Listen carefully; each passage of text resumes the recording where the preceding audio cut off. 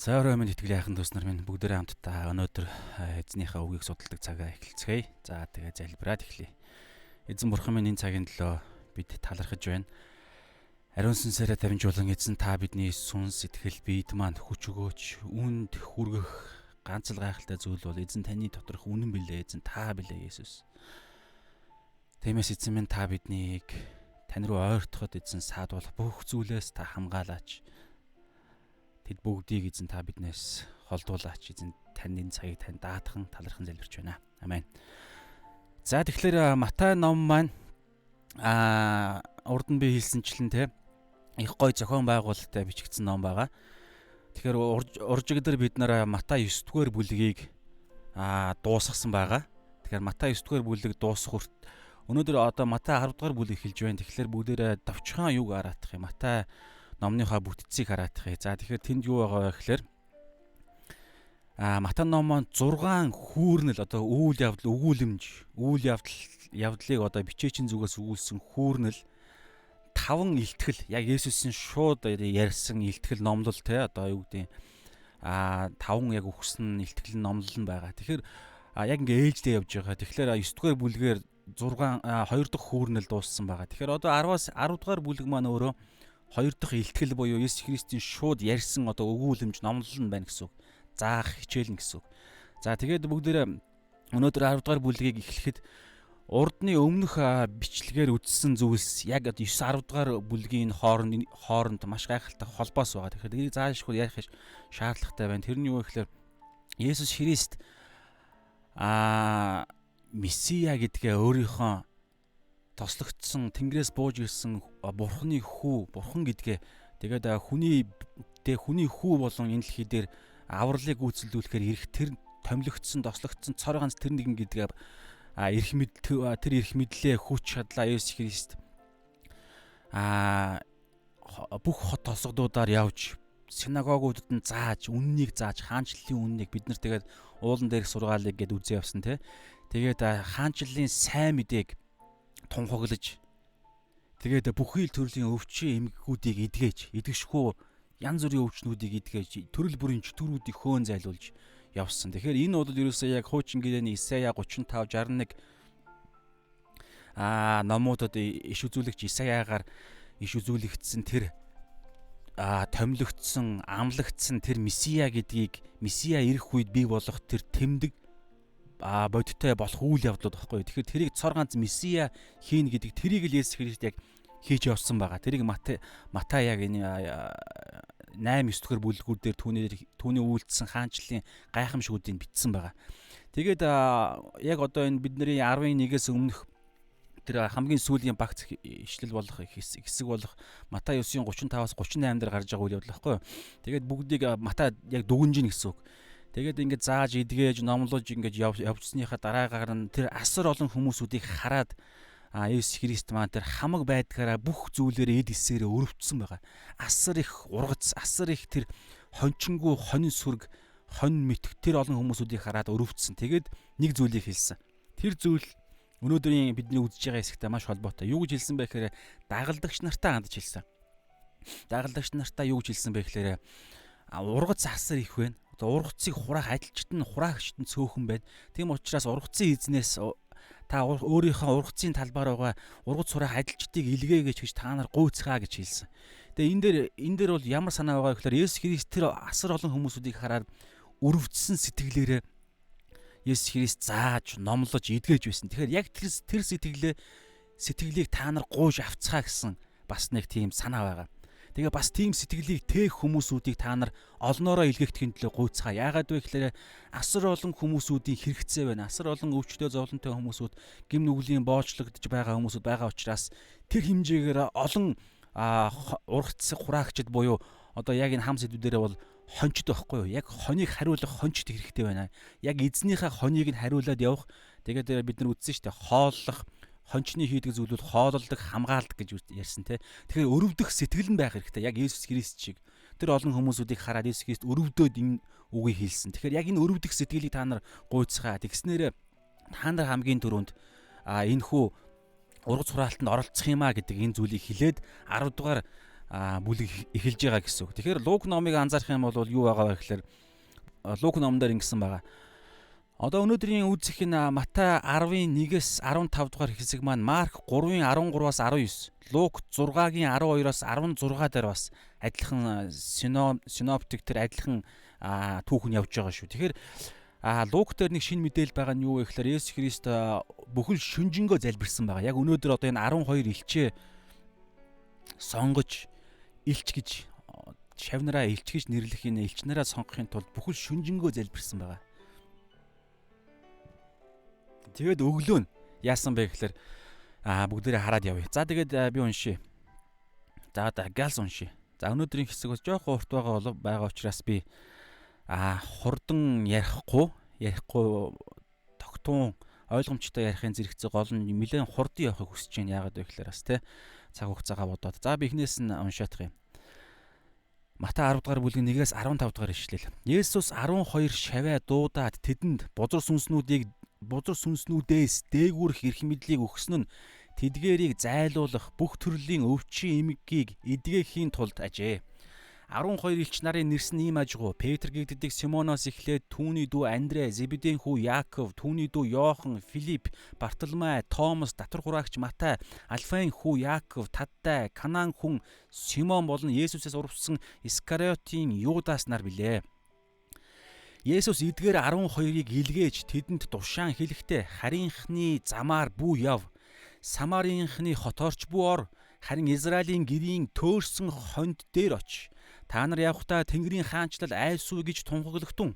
Өвчтнийг идгээ, үхсдийг босго, уйман өвчтөнг цэвэрлж өдгөрийг зайлуул. Үнгүй авснаа үнгүй өг. Бүсэндээ алтч, мөнгөч, зисч бүү авч яв. Аян замдаа богцч, хос дээлч, гуталч, таягч бүү ав. Учир нь ажилчин хоол хүнсээр хангагдах нь зохистой. Ямар ч хот тосгонд очисон тентхийн зохистой хүнийг олж мэдээд явтлаа тэндэ бай.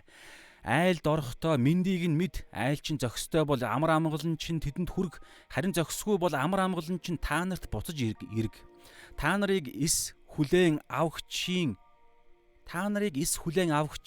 үгийгчийн үл сонсогчийн гэрээс эсвэл хотоос нь гарахтаа хөлийнхөө тоосыг сэгсэрч унгаа. Үннээр би та нарт хэлье. Шүүлтийн өдөр Содом ба Гомора нутаг нь тэр хотоос илүү хүлцхүйц байх болно. Амен. За тэгэхээр нэгдүгээр ишлэлийг харах юм бол Есүс 12 шавнараа дуудсан байгаа. За тэгэхээр ингээд одоо би ингээд судалж олж мэдсэн зүйлсээ бүгдийг ингээд те мэдээлэлээ ингээд базаа танд ярьж байгаа шүү. Яг 100% өөрөөсөө яг өөрийнхөө хувийн одоо библи судал биш, олж мэдсэн зүйлсүүдтэй хамтдаад явж байгаа учраас энэ дунд бас хэрэгтэй зүйлс байгаа хаа гэж найдаж байна. За тэгэхээр нэгдүгээр ишлэлээр юу гэж байгаа вэ гэхээр Есүс 12 шавнараа дуудаад гэж байгаа. Тэгэхээр Есүс Христийг тухайн үед бол зөвхөн 12 дагалдагч нар нь биш. Асар олноороо олон тооны хүмүүсүүд яг Есүс Христийн дагалдагч шавнар гэсэн тэр одоо юу гэдэг тэр төлөв байдалд тэр хэрэгэм зэргийн дунд одоо хэрэгэм зэрэг гэж хэлж болдог бол тийм байдалтай явж исэн. Энийг юунаас харж болох вэ гэхээр дараагаар нь анзаарах юм бол Есүс бас 70 хүнийг илгээдэг те. Явж байгаа хот тосгод руу өөрөөсөө өмнө 70 хүнийг илгээгээд бас эрх мэдэл өгөөд 2-2-оор нэлгээгээ явуулдаг. Тэгэхээр яг үүний адил 12-ыг ч гэсэн бас илгээсэн байгаа. Тэгэхээр бас нэг зүйлийг анзаарах юм бол энэ 12-аас одоо бид дараа нь уншина. Искариотын Юдасын оронд бүр дараагаар нь Үйлс номон дээр гардаг те. Искариотын Юдас Есүс Христээс урваад Тэгээд өөрийгөө амиа хорлсон учраас 12 дагалдагч болгон нөхөх шаардлагатай болоод тэгээд Петр шав хаяж 2 хүнээс нэгийг нь сонгодог. Тэгээд тэр нь бол Матия гэдэг хүн сонгогдсон байгаа. Тэгэхээр тэр Матияг та нар энэ дараа нь гарна тэрэн дээр анзаарах юм бол яг анханасаа Иохан Баптистаас эзэн маань тосолгоо тэ баптизм усан бапталгаа хүртсэн цагаас эзэн биднээс өргөгдөн явах хүртэлх хугацаанд бидэнтэй хамт байсан ирчүүдээ сонгож байгаа. Тэгэхээр Есүсийн үйлчлэлийн эхнээс нь дуустал нь хамт байсан асар олон хүмүүс байсан. Тэр дундаас Есүс Христ 12-ыг яг сонгохын тулд урд шөнөнтэй шүнжэнгөө залбирсан гэж байгаа шүү дээ. Эзэн тэр гурвуулаар орчигч бурхны тэр төгс төлөвлөгөө байна. Тэгэхээр 12-ийн тоо гэдэг бол бид нар бас мэдэн те. Израилийн 12 хүүгүүдээс 12 овг аймаг гарч байгаа шүү дээ. Тэгэхээр 12 гэдэг тоо бол утга учиртай тоо байгаа. За тэгээд бүгдээ цаашаа харъя. Тэгэхээр Есүс 12 шаваа буюу дагалдагч нараа дуудаад одоо бол илч гэсэн үг нь байхгүй байгааз зүгээр нэг асар олон хүмүүсүүдийнх нь нэг нь 12 нөхгүй юу? Нөгөө 70-аас ч илүү байгаа. Тэгэхээр тэр олон шавнар шавнар гэсэн хүмүүсүүдээс 12-ыг нь дуудаад тэдэнд эрх мэдлийг өгсөн. Тэр эрх мэдэл дотор нь тэр эрх мэдэл нь болохоор грекээр ямар утгатай үг байгаа гэхээр үйлдэл хийх эрх мэдэл, хүч хэрэглэх эрх мэдэл ч гэдэг юм уу те. Ерөнхийдөө бол эрх мэдэл хүч чадал хоёр гэсэн санаа байгаа. Тэгэхээр тэдэнд бузар сүнснүүдээс дээгүүрх эрх мэдэл хүч чадлыг өгсөн гэсэн үг. Бузар сүнснүүдээс дээгүүрх эрх мэдлийг өгсөн нь тэдгээрийг зайлуулах бүх төрлийн өвчин эмгийг эдгэхийн тулд ажээ. Тэгэхээр ингээ анзаарах юм бол хараа Есүс Христ түрүүн би 9:35-аас 38 дараа Есүс Христ яасан гэлээ? Бүхэл хот тосгодуудаар явж синагогуудад нь зааж хаанчлалын сайн мэдээг тунхаглаж номлож бүх төрлийн өвчин эмгийг эдгэж чөтгөрүүдийг хөөж байсан. Энэ бол Месиа ирсний тэмдэг багхгүй юу? Хуучин гэрээн дээр Исаяадаар тэгж байгаа. Сохор нь хараа орн те доглон нэг нь буг мэт дүүлнэсэн те ингээд Месиа ирэх үед бий болох тэмдгүүд. Түүнээс хуучин гэрээнд Есүс Христээс өмнө та бид нар үзсэн шүү дээ. Есүс Христээс өмнө бол сохор хүн хараа орж байгаа тохиолдол те тэгээд чөтгөр шүглсэн хилгүү гэдэг энэ хүн хилгүү мөртлөө чөтгөр шүглсэн энэ хоёр давхцсан тохиолдол нь тэгээд эдгэрж байгаа чөтгөр нь гарч байгаа тийм тохиолдол ерөөсөө байж байгаагүй гэх мэтчлэн хүмүүс ингээд эзнийг магтаж исэн бид нар хүүрнэлийн хэсгийг үтсэн 9 дугаар бүлэг дээр. Тэгэхээр энэ юу хэлэх гээд байна вэ гэхээр Месиа гэдгээ Есүс Христ баталсан гэсэн үг. Тэгээд Месиагийнхаа тэр эрх мэдлийг Есүс Христ 12 дагалдагч нартаа өгөхдөө миний нэрээр миний илгээж байгаа миний одоо өгж байгаа эрх мэдлийн дагуу гэсэн санаа байхгүй юу? Тэгэхээр энэ 12 шавнар нь тийм эрх мэдлийг Есүс тэдэнд өгж байгаа. Тэр нь юу гэхээр сүнслэг ертөнц гэж байгаа те. Сүнслэг ертөнц, мах бодийн ертөнц, одоо өвчин зовлон үхэл гэж байгаа шүү дээ те. Хамгийн одоо мах бодийн хамгийн төгсгөлийн хязгаар нь гэдэг юм уу, тэр хязгаарлагдмал тэр хараалж гэдэг юм одоо юу гэдэг тэр зүйлээс бүр давсан мах бодийн ертөнцөөс сүнслэг ертөнцөөс дээгүүрх эрх мэдэл одоо энэ дээр байгаа зү. Сүнснүүдээс дээгүүрх эрх мэдлийг өгсөн нь тэдгээрийг зайлуулах сүнслэг ертөнцөөс дээгүүрх эрх мэдлийг өгж байгаа. Энэ хэний эрх мэдэл бай гэхээр Месиагийн эрх мэдэл. Нөгөө нэг цор ганц түүхэнд ирэхтэр нэгэн буюу Есүс Христ өөрөө те. Эхлэл 3:15 дээр амлагдсан тэр сатаныг толгойг нь бяцлах энэ эмхтэн үр удам гэж байгаа. Тэр нэгний эрх мэдэл гэсэн үг байхгүй юу? Тэгээд тэр нэгэн өөрөө өгж байгаа. Хин нэгэн хүнээс биш, бурхан өөрөө энэ дэлхий дээр хүн болж ирсэн учраас бурхан л хин нэгэнд гайхамшигыг үлдэх бүр сүнслэг ертөнцөөс дээгүүр эрх мэдлийг өгдөг нэгэн бол зөвхөн бурхан. Бас өвчнүүдийг уучладаг. Бид нар саа өвчтөй хүнийг эдгэж байгаа хэсгээр бас үтсэн шүү дээ. Хүний хүү газар дээр эрх мэдлийг уучлах эрх мэдэлтэй гэж хэлсэн. За тэгээд энэ дараад бүх төрлийн өвчин эмгийг эдгэх энэ бол физикал ертөнц буюу мах бодийн ертөнц. Тэгээд дээгүүрх эрх мэдлийг бурхан өгсөн байгаа.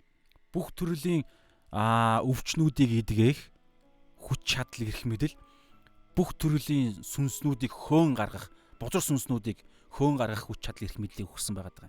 За энэ гайхалтай эрх мэдэл, хүч чадал тэгээд хүчийг ер бусын тэнгэрлэгийг Месиагийн хүчийг ашиглах эрх мэдэл гэхгүй юу? Хүчийг ашиглах эрх мэдэл гэсэн үг. Тэгэхээр тэр хүч нь байгаа учраас тэрийг ашиглах эрх мэдэл бол зөвхөн Бурханаар л өгөгдсөн нэг нь. Тэр нь хинд вэ гэхээр 12-т сонгосон байна. Нөгөө 70-аас жишээ нь те хасгаар хэд болж байна? 58-д өгөгдөө гэсэн үг байхгүй юу жишээ нь. 12-т л өгөгдсөн гэж би бол бодож байна. Тэгээд цаашлаад миний бодлоор бол дараагаар нь ч нөгөө нэг ариун сүнсний баптизм, ариун сүнс энэ дэлхий дээр бууж ирдэг штэ. Есүс Христийн өргөлтөөр тэр үед 120 хүн дээр ариун сүнс бууж ирэхдээ хүч чадалтай бууж ирдэг те. Тэгэхээр яг Есүс Христээс одоо юу гэдэг загалмай үйл явдал болохоос өмнө бол яг Есүс Христ тухайн үед хүнд өгөгдөж чинь дараагаар нь 70 хүнд өгөгддөг те. 70 хүнд ямар байдлаар өгөгдөж чинь яг тухайн үед бид нар судлаа. Яг тэдгээр хүмүүсүүд Есүс Христ одоо юу гэдэг яг ингээд биечилж, гарчилж яг ингээд тэр өгж байгаа, сонгож байгаа тэдгээр хүмүүсүүд дээр яригадаад байгаа байхгүй юу? Харин өргөлтийн дараа ариун сүнс бууж ирэх үед тэндээс бүр тогтолцоо бий болж байгаа. Итгэлийн тогтолцоо, итгэлээр аврагддаг, итгэлээр энэ хүч цаашаагаа дамждаг, ариун сүнс орж ирдэг гэдэг. Тэгэхээр одоо бол энэ маш онцгой нөхцөл учраас зөвхөн 12 гэж яригдж байгаа.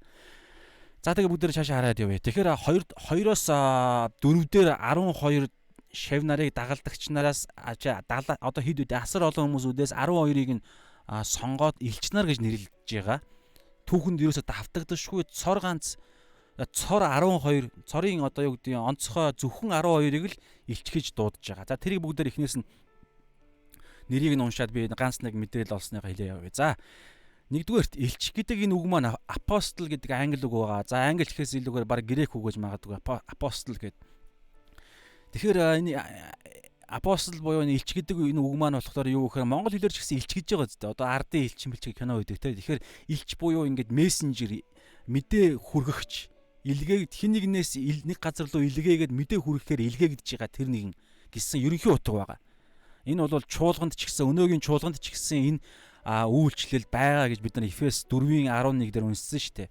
4 талд үйлчлэл гэж бид нар ярьсан те. 5 гэж байгаа бол 4 гэж бид нар ярьсан. Би лав ярьсан. Та хэр санал нийлгэн байгаа Тимотоор бид нар баталсан шүү дээ. Бас Эфес 4:11 дээр 4 талтай юу байгаа лээ? Илч гэж байгаа. Энэ бол яг одоо энэ гэхдээ энэ 12 элч нарын элчин яг энэ онцгой элч бол биш шүү. Зүгээр яг тэр элч гэдэгт тэр үүрэг нь бол байгаа. За 12 шиг 12-той энэ зэрэг цөхөөс элч бол байхгүй өнөөдөр. Энэ юусе байх ямар ч боломж байхгүй. Энийг дараа нь бид нар ярилцаа явъя.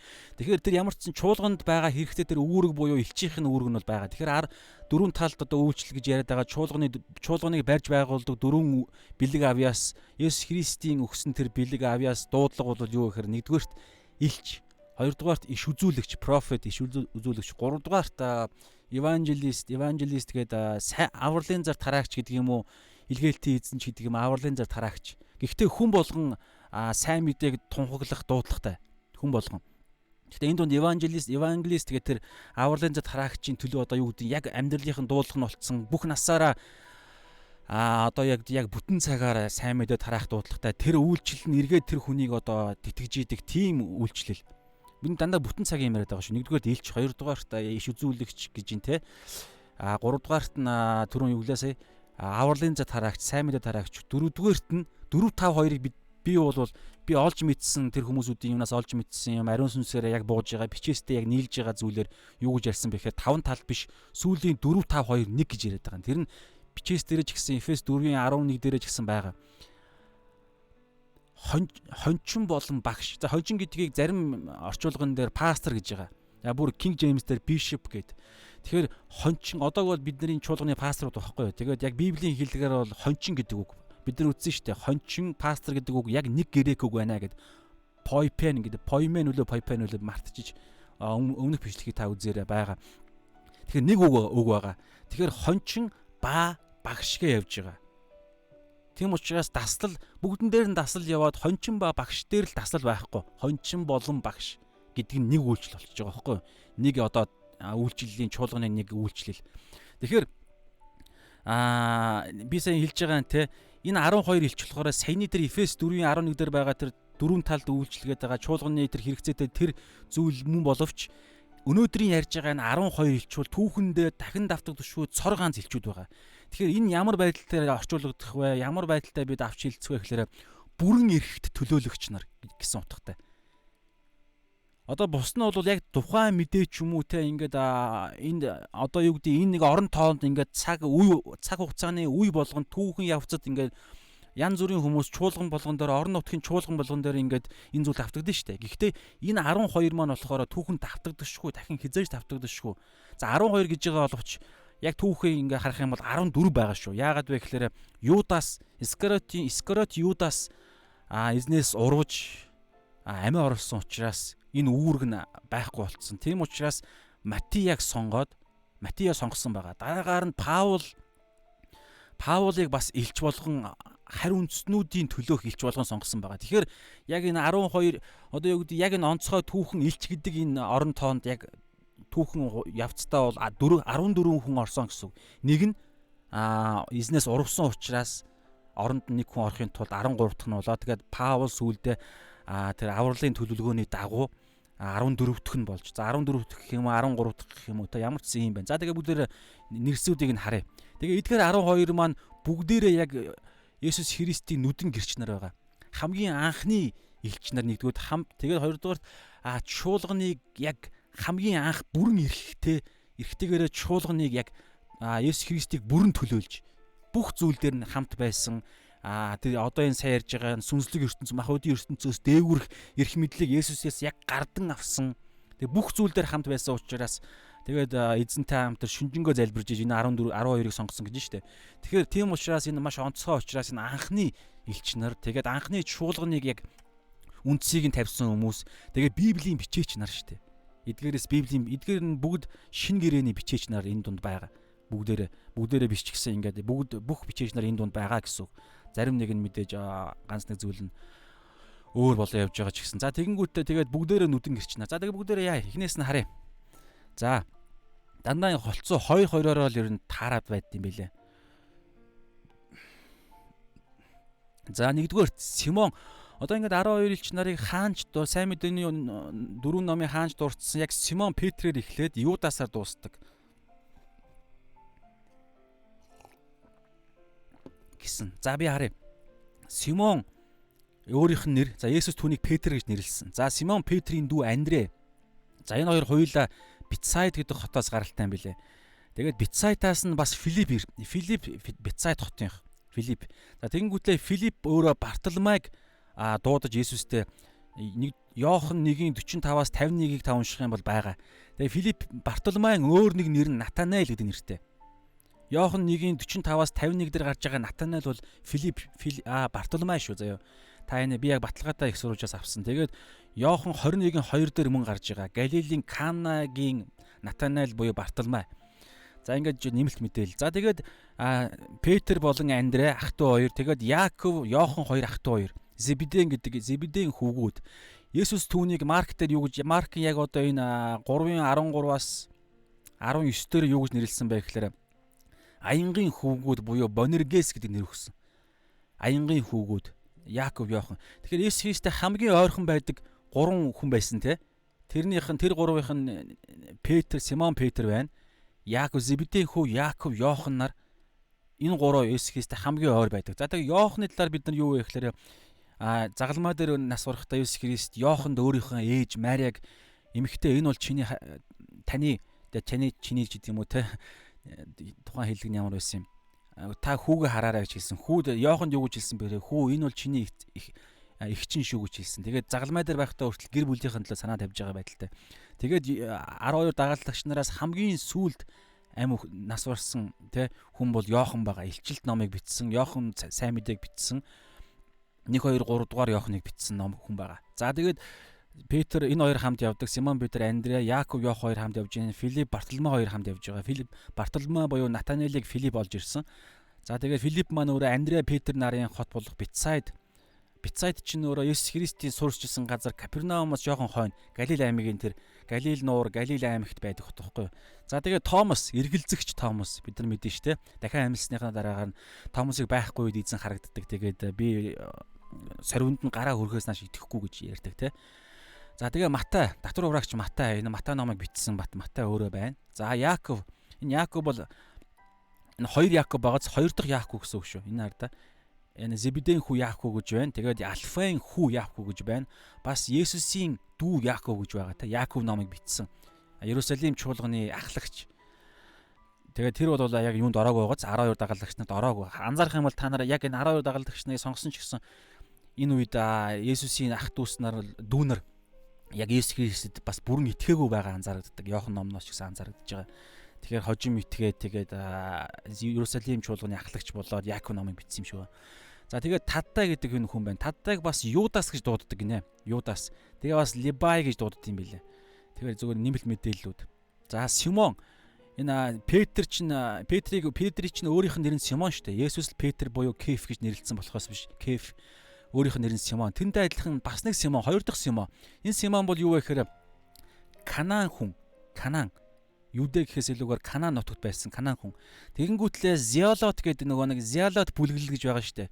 Бослог гаргадаг энэ Ромыг нуран унгаахын тулд бослог гаргадаг нэг тэмцэгч, босогч нар. Тэгэхээр би Симон Петрийг Зеолот бүлэглэлийн хүн байгаа юм шиг бодож бас явсан. Тэгээд гэтэл үгүй юм байлээ. Симон Петр биш, зүгээр Симон нь юм байлээ. Канааны Симон. 12 дагал элч нарын нэг хоёр Симон байгаад байгаа. Симон Петр, нэг нь Канааны Симон. Канаан одоо хүн Симон. Тэгээд Зеолот бүлэглэлийн тэр босогч бүлэглэлийн гишүүн. Тэгээ Үйлс 1:13 дээр бас энэ гарна. Зеолотын Симон. За тэгээд Юдас, Искариот Юдас. Энэ дээр нэг шинэ мэдээлэл олдсон юу гэхээр бид одоо энэ бичээс дээр өөртөө Искариотын гэд бичсэн байгаа шүү дээ. Гэтэл тийм биш гинэ. Юу гэхээр Искариот гэдэг чинь Кариот гэдэг энэ үг байна шүү дээ. Одоо энэ Кариот гэдэг байгаа. Энэ Кариот гэдэг энэ үг чинь энэ чинь болохоор Юдэ аймагт нэг жижиг досхон юм байна. Тэгэхээр Кариот досгоноос гарсан Кариотын хүн гэдэг үг юм байна. Искариот гэдэг үг чинь өөрөө. Ис гэдэг нь одоо хүн гэдэг юм уу яа тийм.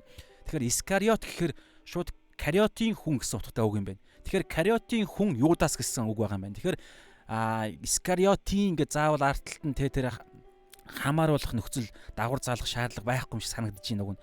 Гэхдээ энэ цаана нарийн юм юу гэдэг юм байна. Тэгэхээр Кариотын хүн гэсэн утгатай. Тэгээд Есүсээс урвсан хүн шүү дээ, урвагч. За тэгээд нэмэлтээр бол Үйлс 1:21-с 26 дээр та нэг уншаараа Матиаг хэрхэн сонгож байгаа талаар гарна.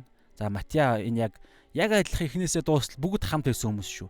Тэгээ энэ дундаас Матиа бас ингэж 12 дахь буюу за 13 дахь гэж хэлж болохоор боловч Юдас байхгүй учраас орон тоогийн заавал биелүүлэх шаардлагатай гэж үзсэн учраас Матиаг сонгосон. За Паул бол сүүлд Паулынх нь өөрийнх нь нэр Саул. Тэгээ тэрээр Паул гэж нэрээ өөрчилсөн. Цаад утгыг нь бас судлаад явна. Энэ яриа нэг ямар нэг утга учир байгаа гэж таараа.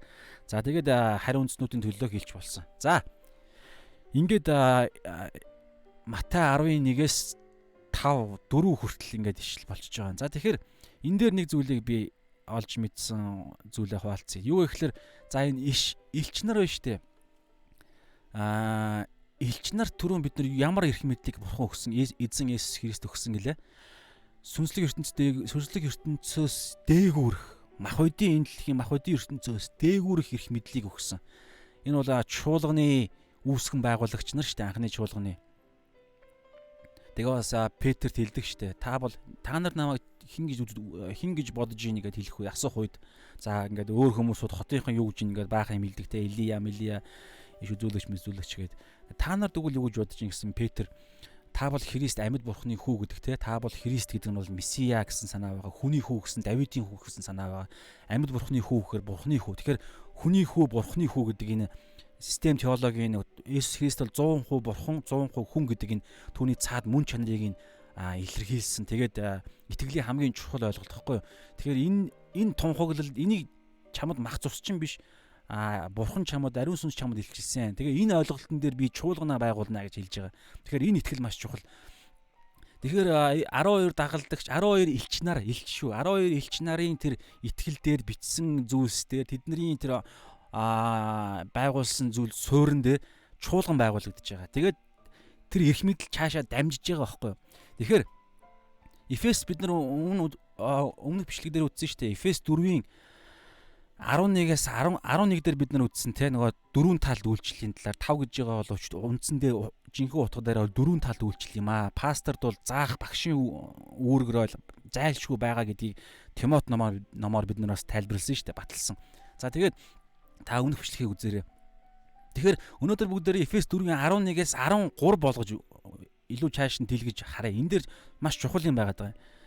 Олж мэдсэн зүйлээ би ингээд ойлгож ухаарсан зүйлээ хаваалцж байна. За Есүс Христ энэ нөгөө нэг Христийн биедэх эв нэгдэл гэсэн хамаарал хам сэдв багхгүй юу? Энэ дунд байгаа. Энэ том багц ойлголтын дунд. За 11-ээс ингэж байгаа. Тэр гэдэг нь Есүс. Есүс зармийг нь илч. За одоо нөгөө дөрвөн талд үйлчлэл гэдэг байгаа. Дөрвөн чуулганы дөрвөн үйлчлэлийнх нь нэгдүгээрт нь илч гэж интэй. Энэ бол нөгөө яриад байгаа энэ илч байна. Гэхдээ 12 илч биш гэж хэлсэн те. Энэ илчийн үүрэгтэй байгаа. За нэгдүгээрт илч. Тэгээ зармийг нь иш үзүүлэгч. Энэ Есүс өөрөө тэр зармийг нь илч, зармийг нь иш үзүүлэгч, зармийг нь сайн мэдээ тунхаглагч буюу номлогч. Энэ бүх хүн ийм үүрэгтэй бас байгаа шүү. Зармийг нь хончин багш гэж байгаа юм. Хончин, shepherd, pastor гэдэг нэг үг англи хэл дээр. Грек хэл дээр нэг үг. Зармийг нь хончин багш ингээ хамтдаа дөрвөн талд дөрвөн хүний дөрвөн төрлийн үйлчлэл гэхгүй юу? Дөрөвтг нь хоёр юм заавал дагалдана гэж байгаа. Тэгэхээр энэ ингэж өгж байгаа зорилгыг бүгд одоо цаашлуулж харах гэдэг. Багш болгосон нь ариун хүмүүсийг үйлчлэлийн ажилд бэлтгэж Христийн биеийг байгуулахын тулд юм аа. Тэгэхээр энэ дөрвөн талд үйлчлэлийн чинь чуулганд байгаа энэ дөрвөн талд үйлчлэлийн зорилго нь юу вэ гэхлээр ариун хүмүүсийг олон тоон дээр ариун хүмүүсийг үйлчлэлийн ажилд бэлтгэж үйлчлэлийн ажилд нь ингэж хуйглаж бэлтгэж ингэж барьж байгуулахын үйлчлэлийн ажилд хэрэгцээтэй байгаа бүх мэдээлэл бүх зүйлсээр нь хангахын тулд энэ дөрвөн талд үйлчлэл чинь чуулганд байдаг. Энэ бэлэг энэ дуудлага байгаа гэсэн үг. Ариун хүмүүсийн үйлчлэлийн одоо missionary гэж байгаа тэр үйлчлэлийн ажилд бэлтгэхийн тулд энэ дөрв байгаа гэсэн үг байхгүй юу? За бэлтгэж тэгээ Христийн биеийг тэгээ тэр ариун хүмүүсийн тэр үйлчлэлээ хийж байгаа зорилго нь хүртэл хардаа Христийн биеийг байгуулахын тулд тэгээ ингэж Христийн биеийг байгуулж байгаа тэр хэлбэр нь болохоор юу вэ? Ямар зорилготой вэ? Энэ ямар үйл явц вэ гэхэлэр бүгдээрээ бүх хүмүүс, бүх итгэгч нар, бүх Тэнгэрийн хаанчлалын хүмүүс бүгд итгэлээрээ нэгдүгээрт, хоёрдугаарт Бурхны хүүг мэдэх мэдлэгээрээ нэгдэх зорилготой байхгүй. Нэгдэх хүртлээр ингэж дөрвөн талд үйлчлэлж ажиллана. Ариун хүмүүс нь дөрвөн талд үйлчлэлийнхаа хүчээр үйлчлэл одоо талбар болгоныхоо нийгэмч гэдэг юм уу өөрсдөө хаан дуудагдсан талбар одоо урлаг соёл улс төр эрүүл мэнд хаан байдын тэр талбар болгон дээр дөрвөн талд дөрвөн талд тэр үйлчлэлийн чуулганд гэхдээ дөрвөн талд үйлчлэлээр дамжуулан өөрсдийнхөө дуудагдсан талбар дээрээ бэлтгэгдэнэ. Энийхэн зорилго нь болохоор юу вэ гэхээр Христийн биеийг байгуулна. Тэр нь юу хэлж ийнэ вэ гэхээр хүн хаанчлалын бүх хүмүүсүүд нэг итгэлтэй байхын тулд бүгд ялгаатай итгэл биш нэг итгэлтэй байхын тулд тэгээд Есүсийг мэдэх мэдлэг нь нэг байхын тулд нэг Библи байгаа шүү дээ. Нэг Библи байгаа, нэг ариун сүнс байгаа, нэг баптизм байгаа, нэг үрчлэлийн сүнс байгаа, нэг аврал байгаа, нэг эцэг байгаа, бүх юм нэг байхгүй юу. Тэгэхээр ялгаатай байх ёсгүй. Тэгэхээр яг хэлбэр нь ялгаатай байж болно. Одоо тэр ариун хүмүүсүүдийн үйлчлэлийнх нь хэлбэрүүд нь. Гэхдээ тэгээ энэ дээр хардаа ийхүү тэр Христийн биеийг байгуулж байгаа Христийн бие гэдэг байгаа тэр зүйл чи юу гэхээр ямар төлөв байдал байгаа вэ гэхээр түр ярьж штэ нэг итгэлтэй нэг Бурхны хүү буюу Есүс Христийг мэдэх нэг мэдлэгтэй тэгээд төлөвшсөн байхын тулд төлөвшөх хүн болтлоо гэж байгааз төлөвшөх хүртлээр энийг хийнэ гэсэн үг. Нэг итгэлтэй болтлоо энийг хийнэ гэсэн үг. Есүс Христийн талаарх нэгдсэн нэг ойлголттой болтлоо хийнэ гэсэн үг. Энэ нэгдсэн ойлголт нь юу юм? Бичээс түрүү ярьж байгаа дөрвөн талд үйлчлэлийн чинь дөрөвтг нь буюу пастор багш хоёр чинь нэг учраас тэр пастор багш хоёр чинь өөрөө энэ ариун хүмүүсүүдийг нэг итгэлтэй болгохын төлөө заана гэсэн үг, хончлно гэсэн үг, хамгаална, хооллно. Нэг мэдлэгтэй Есүс Христийн талаарх Есүс Христ гэдэг нэг л месиа байсан биз дээ. Нэг л хүн энэ дэлхий дээр ирсэн.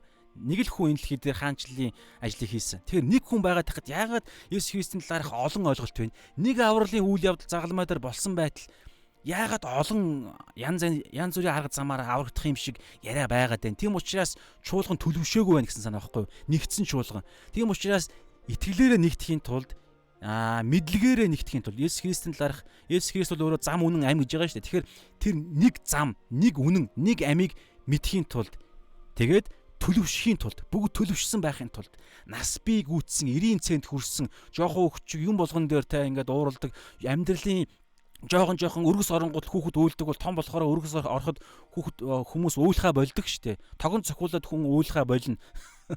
Хүүхдүүд шууд уйлна. Тэгэхээр тэр одоо юу гэдгийг тэр нөгөө нэг юмыг альва зүйлийг даах чадвар, тэр mature гэдэг англиараа тэр төлөвшсөн хатсуусан тэр итгэлийн тим итгэгч хүнийг бий болгохын төлөө дөрвөн талд үйлчлэлийг хийн. Дөрвөн талд үйлчлэл нь ариун хүмүүсүүдийг тухайн дуудагдсан амьдралынхын дуудагдсан талбар болгон дээр нь барьж байгуулна. Тэгэхээр хүн болгон тэгэхээр энэ дээр юм байгаа. Ариун тэгвэл энэ дээр байгаа ариун хүн гэдэг чинь юу юм бэ гэдэг. Тэгэхээр ариун хүн гэдэг энэ ариунтан гэдэг энэ ариун гэдэг энэ үг чинь өөрөө болохоор тусгаарлагдсан хүн гэсэн утгатай үг. Тусгаарлагдсан хүн. Юунаас тусгаарлагдсан? Ариун гэж юу хэлэх вэ гэхээр тусгаар байдлыг хэлдэг. Яг Библийн одоо яг теологийн зөв сүнслэг ойлголт нь бол бузраас тусгаар байгаа тохиол төлөв байдал чинь ариун байдал гэхгүй юу? Гим нүглээс тусгаар байгаа нь ариун байдал. Тэгэхээр бурхнаас тусгаар байвал хүн ариун биш бузар болно гэсэн. Бурхнаас тусгаар байгаа чинь өөрөө үхэл гэж юу хэлэх вэ гэхээр бурхнаас тусгаарлагдахыг үхэл гэдэг байхгүй юу?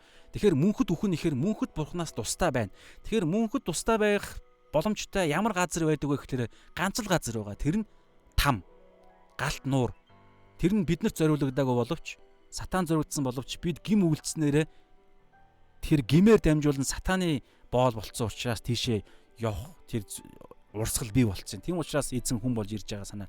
Тэгэхээр ариун хүн гэдэг чинь тусгаарлагдана. Одоо юу гэдгийг гимтэн гэхээр бурхнаас тусгаарлагдж байгаа. Ариун гэхээр гим нүглээс, бузар муугаас, харанхуйгаас Христ рүү тусгаарлагдсан хүмүүсүүдийг ариун хүн гэдэг. Тэгэхээр энэ ямар хүмүүсийн гэхээр дөрвөн талд үйлчлэл шиг тийм одоо юу гэдгийг бурхнаас ингэж дуудагдсан биш хүн болгоно. Итгэгч хүн болгоно. Дуудагдсан нь олон боловч сонгогдсон цөөхөн гэж байгаа. Тэгэхээр Христийг сайн мэдээг хүн өөрөө сонгохгүй бол бурхан тэр хүнийг сонгохгүй гэсэн санаа байхгүй юу? Яг хамгийн энгийн байдлаар ярих юм бол тэгэхээр хүн сайн мэдээг сонгоогүй хүн өөрөө бурхнаар сонгогдохгүй. Гэхдээ бүгдийг нь дууддаг. Тэгээд дуудагдсан олон боловч сонгогдсон нь цөөхөн. Тэгэхээр тэр сонгогдсон буюу бурхныг Есүс Христийн сайн мэдээг үнгүү бэлгийг авахаар би авьяагаа сонгосон тэр бүх хүмүүс чинь бүгд ариун хүмүүс. Тэгэхээр юу хэлж байна? Итгэгч үнгүү аврагдсан итгэгч гэж хэлэгдэж байгаа бурхны хөвгүүд охтууд гэж хэлэгдэж байгаа үнгүү аврагдсан гэж хэлэгдэж байгаа бүх хүмүүсүүдийн энэ дэлхий дээр амьдарж байгаа зориг байгаа. Тэр нь юу вэ гэхээр үйлчлэх зоригтой. Үйлчлэл. Янз бүрийн үйлчлэлүүд. Тийм учраас дуудлага хүн олж мэдэх хэрэгтэй гэсэн үг. Тийм учраас энэ үйлчлэлийн чинь зорилго нь Тэнгэрийн хаанчлалын том төлөвлөгөөнд Бурхны хүсэл, Бурхан эцгийн хүсэл, Тэнгэрийн хаанчлалын хүсэл, загалмайн замыг л бид нэр үргэлжлүүлэхийн тулд дуудагдсан баггүй юу? Тэр нь юу юм гэхээр хамгийн товчхоноор зүгээр хэлэх юм бол хүнийг мөнх амьтаа байлгах нь Бурхан аавын хүсэл. Гэмтэн хүн мөнх амьтаа байгаасаа гэсэн нь Бурхан аавын хүсэл. Там руу битгий яваасаа гэсэн л Бурхан аавын хүсэл. Хамгийн энгийнээр ярих юм бол. Тэгэхээр энэ зүйлд чинь ингэж очихын тулд асар олон ингээд тархаа бутархаа хүмүүсүүд байгаа шүү дээ. Бүх хүмүүсүүдийнх нь амьдралын зорилго, эрх ашиг, ойлголцдог хэл, долгион, таарн, маарн гэдэг энэ болгон чинь ингээд байгаа орчин хийж байгаа зүйл, тархин ажиллаж байгаа тэр бүгдээс хамаарад өөрөөр газар байгаа. Тэгэхээр бид нар итгэгч хүмүүс адилхан л тэр талбаруудаас өөрөөр ялгаатай талбаруудаас дуудагддаг. Аврал руу. Тэгээ авралд ирчээд бүгд ариун болоод буцаад өөрийнх нь байгаа газар үргэлжлүүлээд энэ дэлхий дээр амьдрын штэ. Тэгэхээр тэр талбарууд дээр бүгд зорилго нь өөр болоод тэр талбар дээр ажиллана гэсэн. Урдны зорилго юу байсан юм? Яг л энэ дэлхийн би өөрөө сайхан амьдрах, би хоолтой байх, би аз жаргалтай байх, би зовхгүй байх, би гэдэг бүх хүслүүд. Харин одоо аврагдаад дараагаар нь тусгаарлагдсан буюу тэр ариун хүн болсны дараагаар нь Христ харанхуугаас салаад Христийнх болсны дараагаар нь үнгүй юм болж байгаа шүү дээ. Ямар ч бид нар юм хийх шаардлагагүй. Бэлгээр бид нар энэ төлөв байдал шилжинэ. Тэгээд бэлгээр үнгүүгээр ариун болсны дараагаар нь бид нар яах вэ гэхээр нөгөө талбар дээр очиод зорилго нь өөр болоод очино. Тэр нь юу гэхээр Бурхан аавын хүслийг биелэх. Яг Есүс Христтэй адилхан. Бурхан аавын ажил болон хүслийг гүйцэтгэх нь миний хоол юм аа гэд Иохан дээр хэлсэнчлэн Самар эмэгтэйгийн түүхтэр яг тийм байдалтай бид нар очиж байгаа гэсэн. Есүс Христийн сүнс нь бидний дотор байгаа учраас хүн болгон ийм байхаас аргагүй. Яг Есүс Христийн сүнс таны дотор байгаа л бол яа зайлшгүй юм байх. Ерөөсөө ямар ч математикийн одоо юу гэдэг тооцоолоор бодсон зайлшгүй л юм байна. Танд хүсэл чинь байгаа. Харин тэр хүслээ бид нар дарж гин үү? Сонсохгүй байхыг хүсэж гин үү гэдэг чинь балчир байгаа гэсэн үг байхгүй. Хүүхэд хэдийгээр аав ээж нь те наа чин болохгүй гэж хэлсэн болохгүй юм ингээд зөндөө ингээд мэдсээр үжиж л ингээд дотроос нэг юм ингээд гогдолдоол ингээд заавал хөрмээр санагдаад болохгүй гэх тусам заавал нөгөө юм хиймээр санагддаг чинь өөрөө балчир хүүхдийн зан чанар тэр нэг юм хүслээ хорж дийлэхгүй байгаа даа зү. Хүсэл нь юу вэ? Бүр жоохон хэтрүүлж ярих юм бол бузар муугийн тэр үр штэ. Тэгэхээр авралт ирснээс тэр ариун босны дараагаар нь бид нар түрүүн ярьж байгаа дөрвөн талд үйлчлэл ариун хүмүүсүүд дөрвөн тал тэр илч иш үзүүлэгч сайн мэдээ тараагч тэр пастор болон багш нарын тэдгэр хүмүүсүүдийн юугаар үйлчлэлээр бид нар чинь талбар болгон дээр үйлчлэл хийхдээ Христийн биеийг байгуулах нь. Христийн биеийг байгуул яах гэж Христийн биеийг байгуулж байгаа хэрхэн яаж байгуулах вэ гэхээр түрүү хэлсэн шүү дээ. Нэг итгэлтэй, нэг Есүсийн талаарх нэг мэдлэгтэй одоо толгойнхоо талаарх гэсэн үг байхгүй юу? Яг толгой ингэхэд л одоо би хоёр гар хоёулаа зэрэг хөдөлж байгаа зү. За одоо би энэ гар бити хөдлөхөд миний юу хүсснийг энэ гарууд хийгээд байгаа зү. Яг ийм нэг бий болохын тулд Есүс Христ би бичээс дээр юу гэж хэлсэн? Тэр хэлсэн хүслийг нь ариун сүнс тэгээд байгаа. Тэгээд тэр бидний дотор ороод ирж байгаа. Тэгээд үйлдэхлээр чадахгүй байгаад байна шүү дээ. Яагаад? Бид нар чинь балчир байгаад байгаа байхгүй юу? Бид өөрсдийнхөө хүслээ яг л жоохон өгчих. Тэр цаад гимт одоо юу гэдгийг тэр нэг юм хуваа хичээсэн тэр махуудын хүсэл нь байгаад байгаа байхгүй юу? Тийм цаад тэр одоо ял нь бол байхгүй. Гэхдээ цаад махуудын хүсэл нь хэвээрээ байгаад байгаа. Итгэж усноос хойш. Тэр гмийг гин нүглийн тэр нэг юм одоо юу гэдгийг хүсэл нь байгаад байгаа. Гэхдээ хажууд нь шинэ хүнийх нь хүсэл нь байгаа. Тэгэхээр хэрхэн яаж ингэх вэ гэхээр тэр чуулганы тэр дөрвөн талд үйлчлэл, үннийг мэдэх, мэдлэг, нэг итгэл, нэг мэдлэг Есүс Христийн талаарх шүү. Нэг итгэл, нэг мэдлэг, тэгээд төлөвшнө гэдэг чинь энэ нэг мэдлэг, нэг итгэлээрээ л энэ дэлхий дээр амьдрна гэсэн үг. Яг энэ дэлхий дээр бүх одоо юу гэдэг ертөнцид зөвхөн нэг итгэл, нэг мэдлэг байхгүй шүү. Зөндөө олон мэдлэг байгаа, зөндөө олон итгэл байгаа. Сатан хүртэл бурханд Есүс Христэд итгэдэг, мэддэг. Гэхдээ дуулууртаа дагдаггүй буюу түүнийг амьдралынхаа эзнээ болгоогүй. Итгэгч тийм учраас бидний ялгаа нь юу гэхээр Есүс Христэд итгэдэг, Есүс Христэд итгэдэг, Есүс Христийн талаар мэддэг. Гэхдээ дуулууртаа дагахгүй болвол бид нар сатаны итгэлтэй ялгаагүй итгэл байхгүй. Тийм учраас авралт хүрүүдийг итгэл чинь өөрөө юу гэхээр итгэж байгаа зүйлийнхаа төлөө үргэлжлүүлэн амьдрдаг. Тэр амьдрах боломж нь юу олгодог вэ гэхээр ариун сүнс. Ариун сүнсний хүчээр л бид амьдрна. Тийм учраас энэ зүйл чинь тэгээд төлөвшсөн байдал чинь түрүүний ярьж байгаа тэр нэг итгэл, нэг мэдлэгээр л явна. Тэнгэрийн хаанчл бол нарийн зам та нар нарийн хаалгаар ор, нарийн замаар яв гэж байгаа шүү дээ. Энэ талд өргөн хаалга байгаа, өргөн зам байгаа. Өргөн хаалга, өргөн замаар насар олон хүн ордог явхад амархан. Гэхдээ төгсгөл нь сүрэл төтөлдөг. Тэр өргөн замыг би маш товчноор хэлэх юм бол хуваа хичээсэн л амьдрал гэсэн. Би гэдэг бүх юм орно. Нарийн зам гэдэг нь юу гэхээр бигээ болоод нөгөө ариун хүн чинь яалаа харанхуугаас салаад Христ рүү нэгдсэн шүү дээ. Тэгэхээр нарийн хаалгач нь юу гэхээр зөвхөн Есүс Христэд итгэлээр л аврагдана гэдэг авралын цор ганц зам багхгүй юу. Тэгээ нарийн зам нь юу гэхээр зөвхөн Есүс одоо энэ дээр байгаа Эфес 4-ийн 13 дээр байгаа тий зөвхөн нэг итгэл. Зөвхөн Есүс Христэд л итгэж амьдрна. Есүс Христийн хаанчлалын төлөвлөгөөний дагуу л миний амьдралын төлөвлөгөө энэ гэж бодож л итгэж амьдрна. Тэгээ Есүс Христийн одоо яг чиглүүлж байгаа замаар л явна. Тэгээд Есүс Христийг мэдэх мэдлэг буюу Есүс Христийг яг Библийн дагуу мэдэх. Түүнээсээ дуртайгаа таалагдж байгаагаа цааш нь судлаад ингээд гаж уур сулууч шиг ингээд янз бүрээр бодлоо сатаны бодол ч юм уу чөтгөрийн бодлыг ашиглаад тэр ишлэлийг тайлбарлагдсан бий болгоцсон тийм хиймэл Есүсийг бий болгох юм биш. Яг бичээсийн дагуу шинэ гэрээний бичээсээс нэгч тэр байтха хуучин Библи 66 номоос тэр чигээс нь нэгч үсэг байхгүй болохгүй гэж байгаа шүү дээ. Гэхдээ энийг яаж тайлбарлах вэ гэдгээс л ялгаа гарч ирнэ. Хуучин гэрээний хуучраа тэр хуучин гэрээний хууль байхгүй болцсон. Гэхдээ одоо бидний дотор уг нь бол та ойлгох хэсэг нь мэдэхгүй байна. Хэрэгжиж байгаа байхгүй юу? Бидний дотор байгаа. Бид тэднийг хэрэгжүүлж байгаа. Өхөөгүй, байхгүй болоогүй.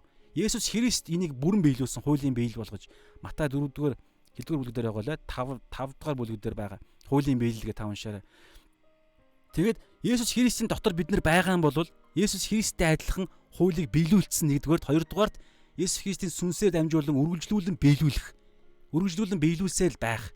Гэхдээ ял байхгүй. Мэдээж дунд нь алдна. Тэгэхээр ял байхгүй. Унахад дахиад нэгүсэлж Есүс Христ ч өөрөө нэгүсэл учраас дахиад бид босно. Гэхдээ босох болгондоо бид суралцсан ариун сүнсний тэр мэрэгэн ухаанаар. Энэ мэтчлэн. Тэгэхээр энэ зүйлд итгэгч бид нар бүгдээрээ ариун хүмүүс бүгдээрээ үйлчлэх дуудлагатай. Нөгөө яриад байгаа. Тэгэхээр энэ тогтолцоогоор чинь дагалдаж юу орж ирдэг вэ гэхлээр нөгөө яриад байгаа. Энэ 12 элч нарт өгөгдсөн тэр эрх мэдэл واخгүй юу? Сүнслэг ертөнцийн мах бодийн ертөнцөөс дээгүүрх эрх мэдэл. Бузар сүнснүүдийг хөн гаргах.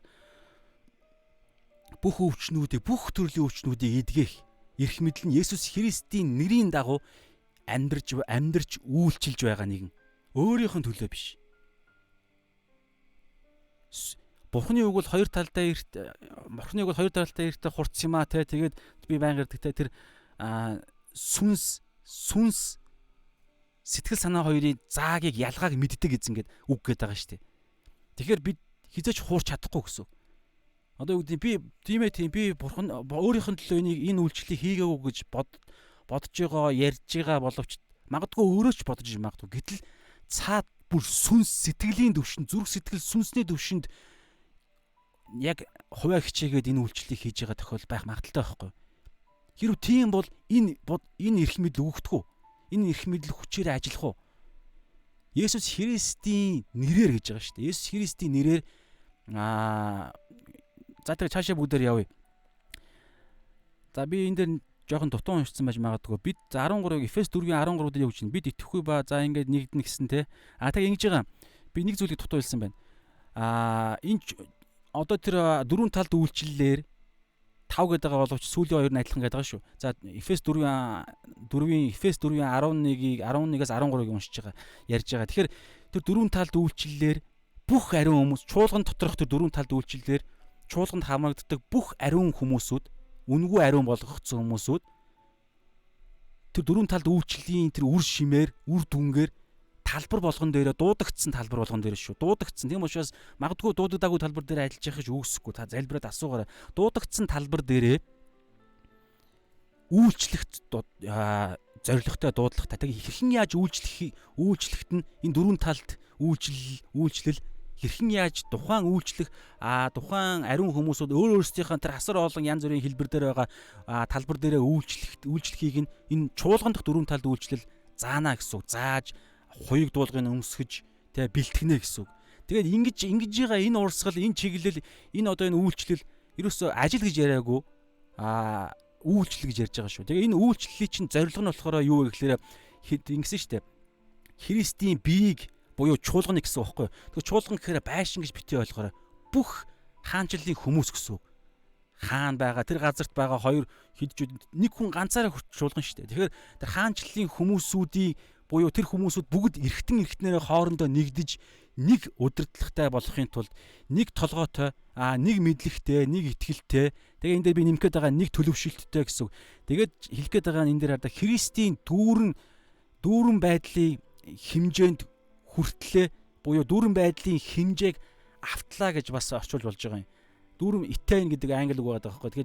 Тэгэхээр олж авах тэр хэмжээнд хүрэх гэсэн үг байгаа юм. Тэгэхээр Христийн дүүрэн байдал гэдэг нэг ойлголт байгаа. Би энийг судалж амжаагүй чааш нь яг цаг нь болохоор судлаа. Христийн тэр дүүрэн байдалд одоо энэ түрүүн ярьж байгаа энэ үйлчлэл энэ одоо энэ бэлтгэлүүд чинь явж байгаа. Энэ Христийн чуулганы явж байгаа чиглэж байгаа цаад зорилго нь бол нэгдүгээр төврийн үглээ. Нэг итгэл, нэг мэдлэг, төлөвшсөн байдал, 90% хүрсэн байдал, дөрөвтөх нь Христийн дүүрэн байдалд хүрэх, Христийн дүүрэн байдлыг олж авах гэсэн санаа байгаа байхгүй. Магадгүй эзэн өгнө эсвэл бид тэрэнд ариун сүнсээр дамжуулан хүрэх юм уу яах юм. Энэ дээр би яг асуултанд тэмдэгтэй байгаа. За ийм байдалтай энэ ийм тогтолцоогоор чуулган явна. Тэгэхээр энэ тогтолцооны дагуу явж байгаа тэр чуулганд, тэр хувь хүнд, тэр ариун хүнд энэ эрх мэдлүүд чинь дагалдна гэдэг байгаа байхгүй. Тэгэхээр чуулганд үйлчлэлгүй зөндөө олон итгэгч нар байгаа шүү дээ. Гайхалтай мундаг итгэлийн хүмүүс. Тэтгэр хүмүүс тэгвэл үйлчлэгч нар биш үү гэхээр энэ дэр ч яриад байгаа нь тэр үгүй ээ. Жинхэнэ үйлчлэгч нар, жинхэнэ үйлчлэх дуудлагатай хүмүүс чинь тэд нар бүр илүү хамгийн чухал нь хамгийн тэр тулааны нүүрэн талын игнэнд явах хүмүүс чинь тэд нар байгаа даа байхгүй юу? Чуулганд байгаа үйлчлэгч нар гэхээс илүүгээр чуулганд байгаа үйлчлэгч нар чинь жинхэнэ тэр нүүрэн талын игнэн дээр байгаа хамгийн түрүүнд тулаанд орох тэдгээр хүмүүсүүдийг бэлтгэх хүмүүсүүд байгаа даа байхгүй. Тэдгээр хүмүүсүүд тийм учраас асар олон тийм учраас чөтгөр энэ дэлхий дээр байж болох бүх талбар руу товтолж бүх талбар дээрх Бурхны ард түмнийг эдэлж яхад чуулган цөөхөн байдаг үстэй. Яагаад чуулган ажиллаа хийхгүй нэг ойлгохгүй чуулганы энэ Эфес 4:11-аас 13-т тогтолцоо хэрэгжихгүй байгаа даа байхгүй. Тэрний юу гэхээр чуулган дээр байгаа бүтэн цагийн үйлчлэгчдэр пастор ахлагч нар тэр бүх хүмүүсүүд иш үзүүл дөрвөн талт гэж байгаа шүү дээ. Тэр дөрвөн төрлийн үйлчлэгч нар дээр нэмэгдэн мэдээж тэтгэр хүмүүсүүд чинь дайчтай гаргахгүй байгаа даа байхгүй. Бэлтгэхгүй байгаа даа. Тэрний хамгийн чухал нь юу гэж хэллээ? Пастор буюу хончны чинь номлох, тунгаглах сайн мэдээгээр хамгаалалтын сайн мэдээгээр байнга тунгаглах нь хажууд нь заавал заах гэж яриад байгаа шин тэр шүү дээ. Заана. Хэрхэн яаж тэр талбар дээрээ үйлчлэх юм? Талбар дээрээ тулалдах юм. Тэр талбарыг нь гол нь бид нар мэдэхгүй шүү дээ. Тухайн пастор ахлагч нар мэдэхгүй ч гэсэн мэдэж байгаа яг тэнд байхгүй ч гэсэн зарчмыг нь зааж өгнө. Тэгээд тэр зарчмын тухайн үйлчлэлээр байгаа хүн чинь өөрөө ариун сүнстэй хүн шүү дээ. Тэгэхээр ариун сүнстэй ариун хүн учраас тэр зарчмаа ашиглаад ягаад заавал тэдний хэрэгцээ байгаа ариун сүнстэй юм бол гэж асуулаа гэж бодъё л да. Тэгэхээр заах бэлэг авяас чинь өөрөө хүн болгон заах бэлэг авяастай биш байхгүй. Тийм учраас заах бэлэг авяастай хүмүүс буюу пастор ахлагч нар чинь зарчим Библиэс зарчмуудыг олон үннүүдийг олж мэдээд талбар дээр жинхэнэ тулаанд орж байгаа хүмүүсүүдэд хуйг дуулахын өмсгөөд гаргана. Тэд нар очиод амьдрах талбар дээр очиод үйлчлэх, амьдрах, тулалдах дуудлагатай. Хувийнхаа төлөө биш, хаанчлалын төлөө. Тэгэхээр ийм зарчмаар явхад нөгөө нэг их мэдл хүч хоёр чинь дагалдана гэдэг. За тэгээ бүгдээрээ цаашаа явъя. Одоо бүгдээрээ яах вэ гэхээр хоёр дахь хэсэг дээр хар да.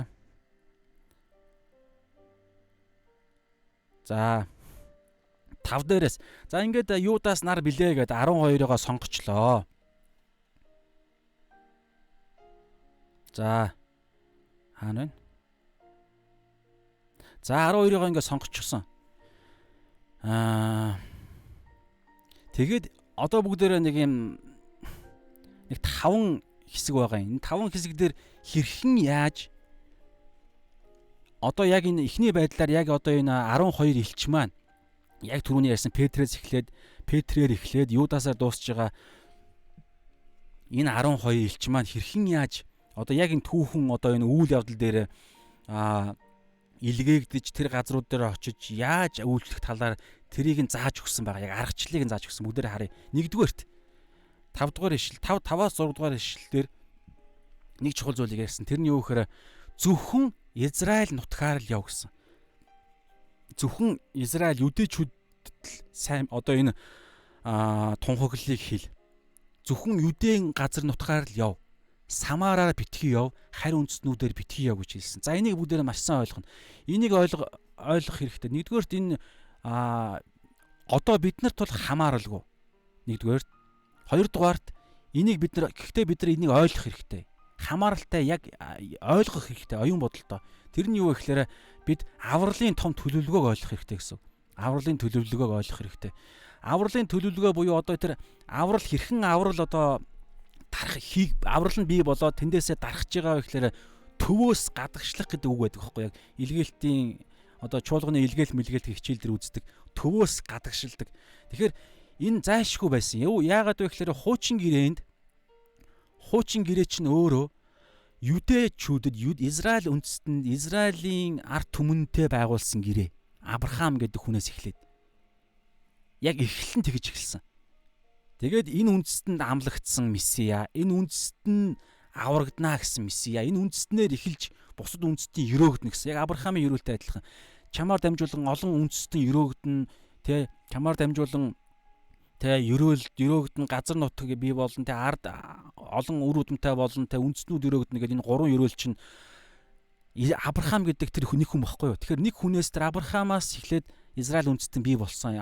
Израилийн үг дээцгэж байгаа. Тэгэхээр Бурхан энэ төлөвлөгөөгөө зайлшгүй эхэлж нэм тэргуунд эхэлж энийгээ заавал биелүүлэх ёстой байгаа байхгүй юу. Иш үзүүлэлгүүд ер нь та бодоорой шинэ гэрээний одоо Библийн 66 ном бүгд юдэ хүмүүсүүд юдэн одоо юу гэдгийг хөрсөн дээр бичигдсэн номууд шүү. Тийм учраас бид заашгүй тэр одоо нөхцөл байдлыг ойлгох хэрэгтэй.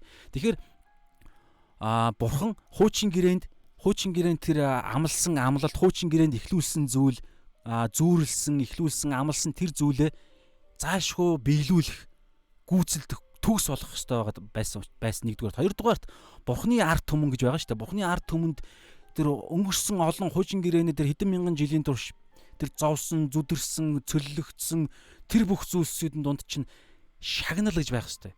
Тэр Бурхан шудраг учраас тэр энэ дэлхийн баг ард түмний төлөө дэлхийн бусад улс үндэстнүүд бүгд хүссэн юм хийгээл завхаараа одоо тэр бузар шүтээл ингээд хүссэн амьдралаар амьдарч яхад Израиль үндэстэн энэ ариун байдлын төлөө, энэ дэлхий дээрх энэ авралын төлөө Израиль үндэстэн чинь хамаг өөрсдийнх нь тэр эрхээ хязгаарлаж гэдэг юм уу те, одоо жоохон өөр юм сөөлж ойлгох байлаар ярих юм бол те зовлон эдэлсэн байхгүй мэдээж дунд нь одоо юу гэдэг өөрсдийнх нь дур зоргоор амьдрснаасаа шийтгэл үүрж байгаа. Гэтэл бусад дэлхийн ард түмэн бүр тэр чигээрээ дур зоргоор амьдарч байгаа ш. Тэгэл бүр ингээд хүссэн амьдралаар амьдарч байгаа. Тэд нар Израиль ард түмэн бол хүссэн амьдралаараа ихээс илүүгээр хуулийг биелүүлэхийн тулд хамаг зовлогоо барж байгаа те. Тэгэхээр тэнд ямар ч зүйл шагнал гэж зөвхт хүмүүсүүд бас байгаа. Адамаас эхлээл Лук номыг анзаарах юм бол 3 дугаар бүлэг дээр Адамын үр удмыг ингэж яг үр удмыг битсээр байгаад Есүс гэж ирж байгаа. Тэгэхээр Адамын Есүс Христийн угийн бичиг дунд чинь бүр Адамаас эхлээд Авраам, Ноа, Авраам, тэгээд Давид, тэгээд Есүс хүртэл тэр авралыг бий болгохын тулд олон хүмүүс зөвхт амьдралаар амьдарч байгаа. Золиостой амьдрал гэсэн. Тэгэхээр тэнд шагнал яригдана. Тэгэхээр тэр шагнал нь юу вэ гэхээр нин тэргуунд хамгийн эхлээд гэсэн үг байхгүй. Хамгийн эхлээд Израилийн газар нутгаар энэ тунхаглалыг хийх ёстой. Тийм ч учраас Есүс Христ өөрийнх нь үйлчлэлийн 3 жилийн турш явах төлөвлөгөө байсан.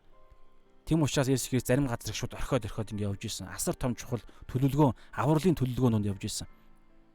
Тэгээд Есүс Христ ч өөрөө ч гэсэн Израиль хүн болж ирсэн байхгүй юу?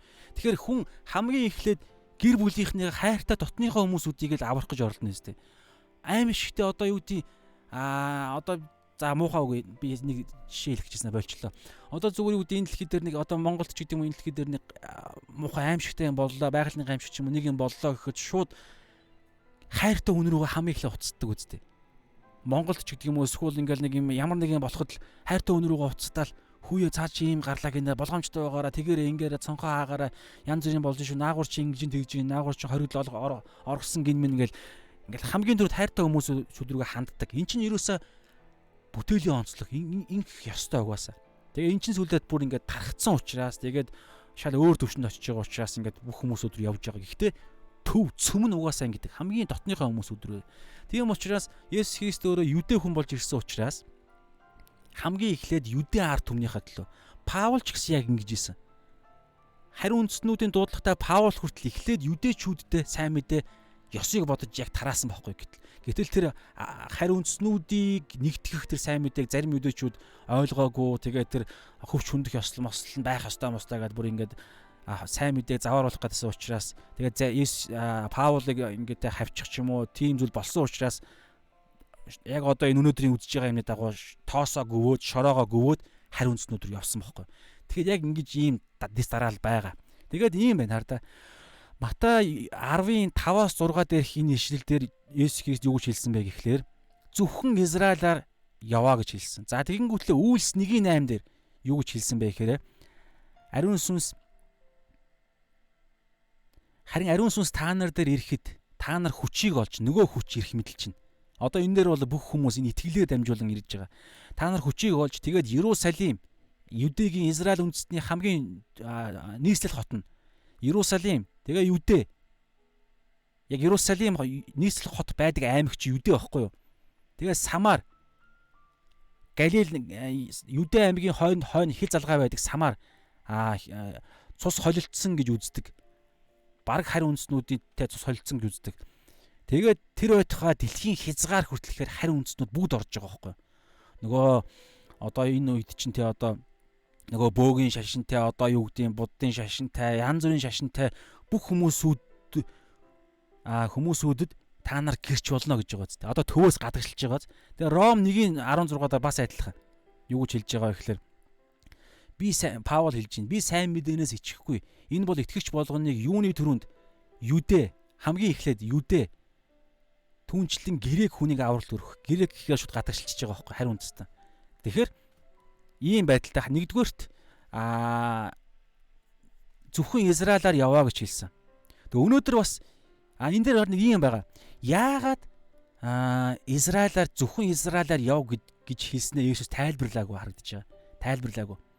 Зүгээр л Израилийн газар нутгаар яв Самар аймагт битгий очь харин үндэстэн буюу тэр Галил нуурын цаатал Декапол гэдэг 10 хот байрладаг хот байгаа, Сирчүүд байгаа, урт талд нь Египтчүүд байгаа ч гэдэг юм уу. Тэр харин үндэстнүүдэд битгий яв. Зөвхөн Юдэн газар нутгаар л яв гэж байгаа.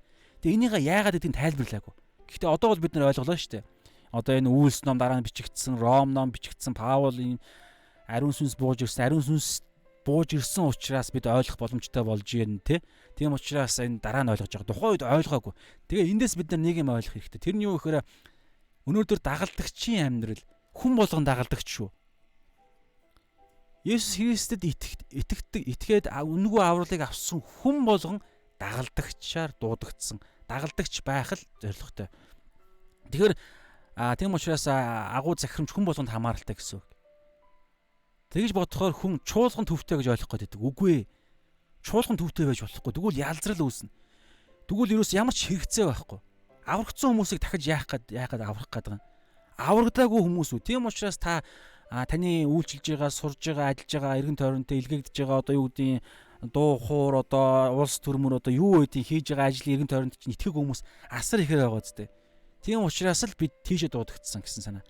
Тэгээ чуулган дараасаа тэр бэлтгэгдээд хоёуг дуулгаа өмсөө тийшээ явна гэсэн үг. Тэгвэл дөрвөн талд үйлчил чинь хамаг юм чинь зааж өгөх дууж ёстой. Тийм ч учраас түрүүн яриад байгаа тэр. За тэгээд биш үү те ингэж амьдрахтаа энэ дагалдагчийн амьдралаар ингээд хүн болгоны хэлбэр нондоо энэ дагалдагчийн амьдралаар амьдрахад бидний ойлгохгүй юм гарч ирнэ гэсэн үг. Нөхцөл байдал, Библи, ариун сүнс нэг зүйлийг хэлэхэд таны хувийн ертөнцийг үзэх үзэл, ёс суртахуун, хувийн ёс зүйд чинь нийц одоо юу гэдэг хувь хүний би ийм л юм дуртай, би ингэж л амьдардаг, энэ бол миний амьдралын зорилго би ийм төрлийн хүмүүс дуртай, би ингэж л амьдрахыг хүсдэг гэсэн тэр би гэсэн тэр нэг юм хувийн үзэл бодолд чинь нийцэхгүй, ойлгохдохгүй зүйлсүүд гарч ирнэ гэсэн. Гэхдээ яг Библийн дагуу мөртлөө ойлгохдохгүй зүйлсүүд гарч ирлээ гэж бодъё л доо. Гэхдээ бүр амар гажицсан биш. Зүгээр ингээд яагаад ингэх ёстой вэ? Одоо энэ дээр хараа л та. Энэ дээр бүр амар гажин байхгүй гоо зү. Юдэчүүддээ очиод сайн мэдээ тэр имийг хаанчлалын мэдээг тунхаглахад гажицсан байхгүй. Гэхдээ цаагаараа яагаад зөвхөн юдэ гэж байгаа юм бол гэдэг бодол нь байгаад байгаа. Гэхдээ тайлбарлаагүй. Дутуу мэдээлэл мэдлэгч гэдэг юм уу. Тэгэхээр дутуу мэдээлэл мэдлэгтэй гэж хэлж болох юм байна те. Дутуу мэдээлэл мэдлэгтэй ойлгож амжаагүй байгаа зүйлсээ хүртэл бид нар хийх шаардлага гарна гэсэн. Тэр үед бидний нэг чухал зүйлс биднэрт хэрэгтэй болно. Тэр нь юу гэхээр дуулууртай байдал. Тэгээд эзэндээ, Библиэдээ, за бүр ингээд би нэлээд ойртуулъя. Пастортаа, эсийн ахлагчтаа. Би яг удирдлагын төвшөнд ярьж байгаа шүү. За найз гэж би яг хэлмээргүй. Ягаад гэхээр яг эзнэр зөвшөөрөгдсөн эрх мэдэлтэй хүмүүсүүд чи эзэн зөвшөөрд, эзэн өөрөө тэнд ажиллаа хийдэг учраас бүр айхтар гажим бол тэнд гарч ирэхгүй. Гажим гарч ирлээ гэхэд тэнд бол маш мэдэгдэхгүй эз тэнд зөрчилдөөнүүд бий болно гэсэн. Тэгэхээр тэр пастортаа, эсийн ахлагчтаа, тэр Библиэдээ тэгээд тэр бүр ариун сүнсэндээ төвшөнд очивол бүр сайн л байна. Тэгэхээр тийм ойлгохгүй, мэдэхгүй мөртлөө тэгж итгэлээрээ би дуулууртаа явах шаардлага гарна гэсэн үг. За энд би ягаа мэдлэгийг бичсэн мөлий. За ийм өнөөдөр энэ зарчим байна гэсэн үг. Эзнийх тийм учраас би гэдэг зүйлээ аль болох л болгоомжтой миний хувийн үзэл баримт би ийм л юм хүсдэг. Энэ бол миний бий болгосон одоо юу гэдгийг итгэлийн амьдралын хэм маяг гээд ирэхээр л бид нар сатаанд асар том байр тавьж өгнө л гэсэн үг. Гэтэл хаанчл чинь нэг байхгүй юу? Тийм ч учраас түрүүн Эфес 4-ийн 13 дээр юу гэлээ?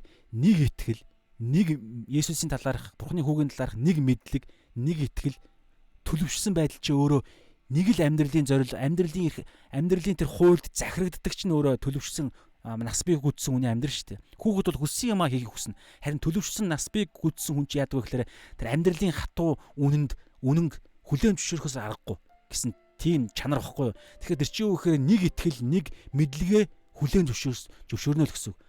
Хүсэхгүй байсан ч за дургу болохгүй байх гэж найдаж чинь яг аврагдсан хүн л бол гэхдээ ойлгохгүй байсан ч тэрийг хүлээн зөвшөөрөөд дуулууртаа дагаад явна гэсэн.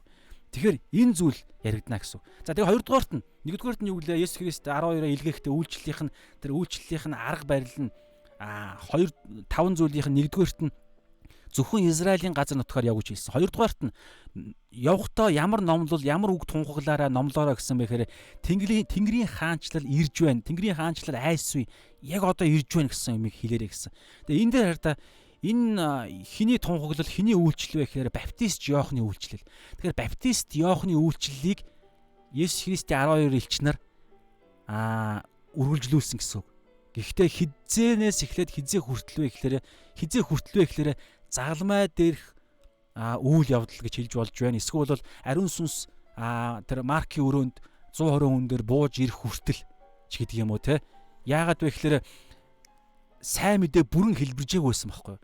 Загалмай авралын процесс явагдааг байсан. Тийм учраас аврал одоо энэ тэдний номлол ингэж штэ. Тэнгэрийн хаанчл айсгүй ирж байна. Яг одоо өмнө чинь байна. Англи хэлээр бол at hand гэж байгаа. Яг гарт чинь баригдаад ирж байна. Та нар атгаад ав, өөрийн болгоод ав. Гэхдээ ерөнхийдөө бэлэн бай гэсэн санаа.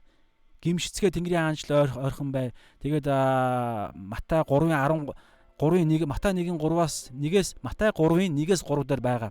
Тэр иш үзүүлэлэг нь байгаа. Баптист Иохны талаарх тий. Хаанчлалын хааны месиягийн замыг бэлтгэх үйлчлэл واخгүй юм чинь. Тэгэхээр яг энэ 12 элч нараар Есүс Христ замаа бэлтгэх үйлчлэлийг хийсэн гэсэн. Тэгээд 70 хүнийг ч гэсэн Есүс Христ дараагаар нь илгээхдээ өөрийнхөө очих гэж байгаа хот руу төрүүлээд илгээсэн байгаа. Ирэх мэдлээ өгөө 70 хүний 2-2-оор нь. Тэгэхээр эн чинь бас замаа бэлтгэж байгаа. Тэгэхээр хуучин гэрээнд амлсан тэр нэгүслийн тэр хаанчлал, нэгүслийн тэр сайн мэдээ яг одоо биелэх гэж байна гэдэг энэ тунхлах байхгүй. Тэнгэрийн хаанчлал ирэх гэж байна гэсэн санаа. Нэгүслийн хаанчлал, Есүс Христийн хаанчлал, тэр сайн мэдээний хаанчлал гэдэг юм уу те. Тэр зүйл яг одоо ирж байна гэсэн тийм тунхаглалыг хийж байгаа. За 3 дугаарт нь юу гэхээр гайхамшиг үйлдэх эрх мэдлийг өгсөн. За энэ дээр бид нар нэг зүйлийг ойлгох хэрэгтэй. Гайхамшиг нь яг тухайн үед гайхамшиг нь юу байсан бэ гэхээр өвчтнийг эдгээх эрх мэдлийг өгсөн. Сүнслэг түрүү ярьсан шүү дээ. Сүнслэг ертөнц, физикал махбодын ертөнцөөс дээгүүр эрх мэдлийг өгсөн. Тэр эрх мэдэл нь юу вэ гэхээр гайхамшиг гэсэн үг шүү дээ. Яг стандарт байдлаас давсан юм альва үйлдэл гайхамшиг болчдөг байхгүй юу? Supernatural гэж байгаа ч өөрөө natural зүйлээс супер гайхамшигтайгаар давж байгаа зүйл. Тэ? Ердийн зүйлээс ер бусын гэхээр чинь гайхамшиг гэсэн үг. Тэгэхээр тэрний үхээр өвчтнийг эдгэж байгаа, өвчтнийг эдгэж гин, уйман өвчтнийг цэвэршүүлж гин, үхсэн хүнийг амьлуулж босгож гин, чөтгөрүүдийг хөөн зайлуулах эрх мэдэл. Өнөөдөр чуулганд энэ эрх мэдлүүд байгаа гэсэн үг шүү. Гэхдээ чуулганы тогтолцоонд дотроо явж байгаа хүн гэж биелжээ. Гэхдээ чуулган гэдэг чинь барилга байшин гэж биелээгүй шүү. Тэр Библийн дагуух тэр зарчим, тэр төлөв байдал гэсэн. Түрүүн Эфес 4:11 дээр гарсан шүү дээ. Хамгийн юу гэлээ?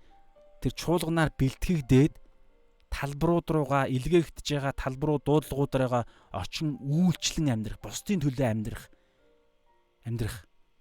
Ийм л дуудлагатай. Эн чинь өөрөө чуулганы тогтолцоо систем. Тэгэхээр энэ тогтолцоон дотроо явж байгаа бусдын төлөө гэж байгаа дагалдагчийн амьдрал байхгүй юу? Хүн болгон Тэнгэрийн хаанчлалын хүн болгон Есүс Христийн дагалдагч нар. Итгэгч хүн гэж тустай байна, дагалдагч хүн гэж тустай байна гэсэн ойлголт байхгүй шүү. Гэхдээ төлөв байдаг гэж байгаа. Хүн эхлээд итгэдэг, аяандаа тэгээд дагалдагчийн амьдралаа сурж мэдээд ингээд бэлтгэгдээд явдаг гэсэн санаа байгаа. За тэгээ энэ өгөгдсөн Тэнгэрийн хаанчлалын Тэнгэрлэг нь гайхалтай эрх мэдэл нь нэ штэ те. Тэднэрт үнэгүй өгөгдсөн. За эндээс маш чухал зарчим байгаа. Үнэгүй өгөгдсөн эрх мэдэл. Есүс Христ өөрөө бид нар үзсэн штэ. Матай яг өнөөдрийн үзсэн өмнөх хэсэг дээр Матай 9:35-аас 38 дээр Есүс Христ өөрөө тэр Тэнгэрийн одоо тэр өөрийнх нь тэр месианик гэдэг юм уу тэр Христийн тэр эрх мэдлээ өөрөө зөвхөн Христл хийх тэр эрх мэдлийг өөрөө үйлдэж амьдэрсэн. Тэгээ түүнд эрх мэдэл нь байсан, эрх мэдэл байгаа. Тэгэхээр тэр эрх мэдлээ Бурхны хүүгийнхаа зүгээс бурханлаг байдлаараа өөрийнхөө дагалдагч нартаа өгж байгаа. Тэгээ энэ өгөхдөө зүгээр ямар ч үнэгүй өгж байгаа. Чи наан нь эхлээд энэ гимнүглээ зогсоосон байх шаардлагатай. Эсвэл та хуучин гэрээний хуулийг чэйдэлсэн байх шаардлагатай. Эсвэл эхлээд чамаас хайр мэдрэгдэх хэрэгтэй байна гэж юу ч хэлээгүй. Ирээдүйн төлөв байдлыг нь харж сонгодог. Ер нь бурхан. Ер нь өнөөдөр ч гэсэн ялгаа байхгүй. Яг одоогийн байдлаар нь яг байгаагаар нь хүлээж авдаг. Гэхдээ ирээдүйд хэн болохыг нь харж бурхан сонгодог. Тэгээд ирээдүйн тэр дүр төрхөнд нь тааруулсан тэр гайхалтай эрх мэдлийг үнэгүй бэлгэлсэн. Тэгээд энэ эрх мэдэл гэдэг дээр хар та энэ эрх мэдэл гэдэг чинь цаана юу байгаа вэ гэхээр энэ эрх мэдлийг чинь дагалдаж энэ эрх мэдэл гэдэг чинь өөрөө хэлбэрүүд нь авиасуу дагалдана. Өнөөдөр биднэрт хамаатай хэсгүүд. Танд дуулдаг авиас байна уу? Энэ дуулдаг авиасыг чинь танд бэлгэлсэн хүн бурхан бэлгэлсэн. Үнгүүгээр бэлгэлсэн. За нэгдүгээрт, хоёрдугаарт мэдлгүүд байгаа. Библийн талаар библиэлэг мэдлгүүд, үннүүд. Энэ бүгд үнгүү. Ямар ч зохиогчийн ирэх ярихгүй. Зохиогчийн ирэх юу гэдэг бурхан энэ мэдлэгээ харамлдаггүй гэсэн үг. Харамлдаггүй. Та нар яар гэж хэлдэг. Тунхагл гэж хэлдэг. Тийм учраас одоо энэ юу гэдэг сошиал ертөнцийн эсвэл одоо энэ Христ итгэлийн кинонууд, Христ итгэлийн бүтээлүүд, элдв янзын юм гарч байгаа чинь бүгд цаанаасаа үнгүүгээр бурханаас өгөгдөж хангагдж байгаа мэдлгүүд багхгүй юу? Ариун сүнсээр дамжуулан тэгээд энэ библийн орчуулгуудаар энэ гайхалтай багш нараар зааж байгаа тослохотой хүмүүсүүдэд дамжуулан энэ дэлхийн ертөнцид үнгүүгээр тараагдж байгаа мэдлгүүд. Тийм учраас бид нар энэ тэгээд 2 дугаар 3 дугаарт энэ чадварууд одоо та юу хийж чаддаг вэ? Таны авиас чадвар чинь юу вэ? Бас үнгүү өгөгдсөн бурханаас. Тэгэхээр эдгээр зүйлсүүдийн чинь зорилго нь бурханаас үнгүү өгдөж байгаа учраас хаанчлалын хөвгүүд огтуд бид нар энэ бүгдээ ашиглаж өнөөдөр үнгүүгээр үйлчлэх дуудлагатай ёстой. За 8 дугаар ишлэгийг уншия. Бичээсээр нь яг бодиттой уншия. Өвчтний гидгээ үхсдийг бас гуйман өвчтөнд цэвэрлж өтгөрийг зайлуул үнгүй авснаа үнгүй өг гэж байгааз. Авралч нь үнгүй, хайр үнгүй, үрчлэл үнгүй, ариун сүнс үнгүй, шуулган үнгүй, мөрөглүүд үнгүй, бэлэг авьяасууд үнгүй, мэдлгүүд, библийн мэдлгүүд үнгүй, чадварууд үнгүй. Та хөлбөмбөг тоглож чаддаггүй. Та математикаар тоо бодох сэтгэлгээ чинь чаддаггүй. Энэ тарих чинь хин бурхны үнгүй бүтээж өгсөн бүтээл эд эсүүд. Тэгээ эний чинь зөв ажиллуулах энэ эрх энэ гой үүрэг энэ чадварууд энэ бүгд чинь үнгүй өгсөн. Тэгэхээр та яг одоо та амьдралаа барьж байгуулах гад босгох гоо та юу хийж байгаа вэ? Та анзаараарай, бүгд үнгүй байгаа. Цаад үндсүүд нь бүгд үнгүй байгаа. Тэгээ үнгүй биш ээ. Би үүнийхээ төлөө би өөрөө суралцсан гэж хэлье. Суралцах гэж байгаа надад ажиллуулж байгаа тархич нь үнгүй танд өгөгдсөн. За бүр ингээд бүр наашлуулъя. Амьсгалж байгаа агаар ч үнгүй өгөгдсөн. Ууж байгаа ус ч үнгүй өгөгдсөн. Таныг хайрладаг ээж аав ч танд үнгүй өгөгдсөн. Таны хайртай эхнэр нөхөр чинь танд үнгүй өгөгдсөн. Та эхнэр нөхрөө мөнгөөр худалдаж аваагүй. Үр хүүхдүүд чинь үнгүй биднэрт тэр ихийн хөвлөд бүрэлдэн бий болдог. Тэгээ биднээс л болдог болохоос биш эрүүл мэнд ч гэсэн үнгүй өгөгдсөн. Бас биднээс болж л хүүхдүүд төрөхдөө одоо юу гэдэг нь өвчтөд төрдөг болохоос биш анханасаа бүгд үнгүй байсан байхгүй юу? Тэгээ харж байгаарай байгалийн одоо энэ шинжлэх ухаан одоо интернет одоо хувцс нүдний шилмэл бүгд байглаасаа бол үнгүй дунд нь хүн ороод үнэтэй болгодог болохоос биш. Байглаас үнгүй хүн юм авчаад дунд нь үн оруулж нөгөө хувийнхаа хөдөлмөр хувийнхаа эрх ашигыг үнэлээд ирэхээр л үнэтэй болоод байгаа байхгүй юу? Тийм учраас хаанчлалын хөвгүүд л бид нар үнгүй авснаа үнгүй өгч эхлэхгүй юм бол байгаль ертөнц бүтээл үргэлжлүүлэн яолсоор л байх болно. Бага штэ. Бурхны хөвгүүдийг бий болохыг бүтээлүүд яолон байж хүссэн хүлээж байна гэж байгаа штэ. Бүтээлүүд өөрсдийг нь худалдагдаж, өөрсдийг нь зарж, өөрсдийг нь хязгаарлаж байгаа бүтээлүүд яолж штэ. Анх Адам Ява хоёрт бүх зүйлийг үнгүй өгсөн штэ. Тэгсэн чинь гим нүглээс болоод цаашаа мөнгө төгрөг бий болоод ингээд үнэтэй болцсон. Тэгэхээр өнөөдөр бид нар ядаж чуулганы нэг үслийн үед амьдарч байгаа бид нар өнөөдөр та хийж байгаа зүйлээ үнэлэхээ болмоор байна бид нар. Одоо энэ дээр харъя. Тэгвэл бид нар яаж хооллох юм гэж ярина. За тэгвэл өнөөдөр бидэн дээр заана одоо бүгдээр харъя. Ямар ч байсан таныг аварсан, танд үнгүй өгсөн таны хаан чинь танд үнгүй аврал бэлгэлдсэн мөнхөд жаргаж амьдруулахаар амлцсан тэр гайхалтай хаан чинь хэлж байна. Би чамд үнгүй юм өгсөн. Тэгэхээр үнэгүй бусад ахын дүүс нартаа үнэгүй там руу явж байгаа бусад ахын дүүс нартаа үйлчлээ гэж хэлж байна. Үйлчил. Тийм учраас л түрүүний Эфес 4:11 ярьсан. Ариун хүн болгон үйлчлэх дуудлагатай. Ариун хүн болгон ажиллах, хөлс аваад ажиллаад өөрийнх нь төлөө би хувиа хичээсээ одоо энэ дэлхийн энэ урсгал дотор урсах дуудлагагүй байхгүй. Бид тусгаарлагдчихсан. Энэ урсгалаас салтсан байхгүй. Гэхдээ бид мэдэхгүй байгаад байгаа нь заахгүй байгаад байна бид нар. Заах ёстой хүн заахгүй байгаад байгаа учраас төөрөөд байна. Араатнуудыг идэж болоод байна. Тийм учраас одоо бүгдээрээ залбираад хувь тавилантай гарын эрх мэдэл хүч чадлаа авъя. Гэхдээ бүх зүйлийг чадахгүй. Зарим нь чадна, зарим нь чадна. Тэгэхээр бүгд нэгнийхээ нүхдэг учраас л чадахыгаа хий. Миний чадахгүй та чадах учраас та надад намайг дэмжээч. Би таныг дэмжий. Ингээ явах байхгүй. Эн чинь өөрөө хаанчлалын тогтолцоо. Зөвхт хүн гэд одоо бүгдээр шааш нь харъя. За ингээ цаашаа явъя. Тэгэнгүүтлээ эн чинь хэдвүлээ 3 дахь нь ингээд гайхамшиг үлдэх эрх мэдлийг өгсөн, үнэгүй өгсөн. Тийм учраас та нар үнэгүй 8 дээр үнэгүй авснаа үнэгүй үг гэж хэлсэн. За 9 дээр 9-оос 10 дээр хардаа 4 дахь аргачлалыг заасан. Тэр нь юу гэхээр зарим зүйлсийг авч явж болохгүй зүйлсийг ярьсан. За энэ яг энэ түүхэн нөхцөл байдал дээр бол юу байгаа шүү. Түүхэн нөхцөл байдал дээр болохоор 12 элч нар. Гэхдээ энэ 12 элч чинь өөрөө чуулганыг байгуулсан баггүй юу? Тэгэхээр чуулганд энэ зүйлс энэ зарчим нь чуулганд байгаа гэсэн үг. Бүх талбар руу илгээгдэж явах гэж байгаа нөгөө бүх ариун хүмүүс чинь бүх талбар дээр очихдоо энэний цаана байгаа зарчмыг нь тээгээд явна гэсэн үг. Тэр зарчмаас чинь хүч чадал гарна гэсэн үг.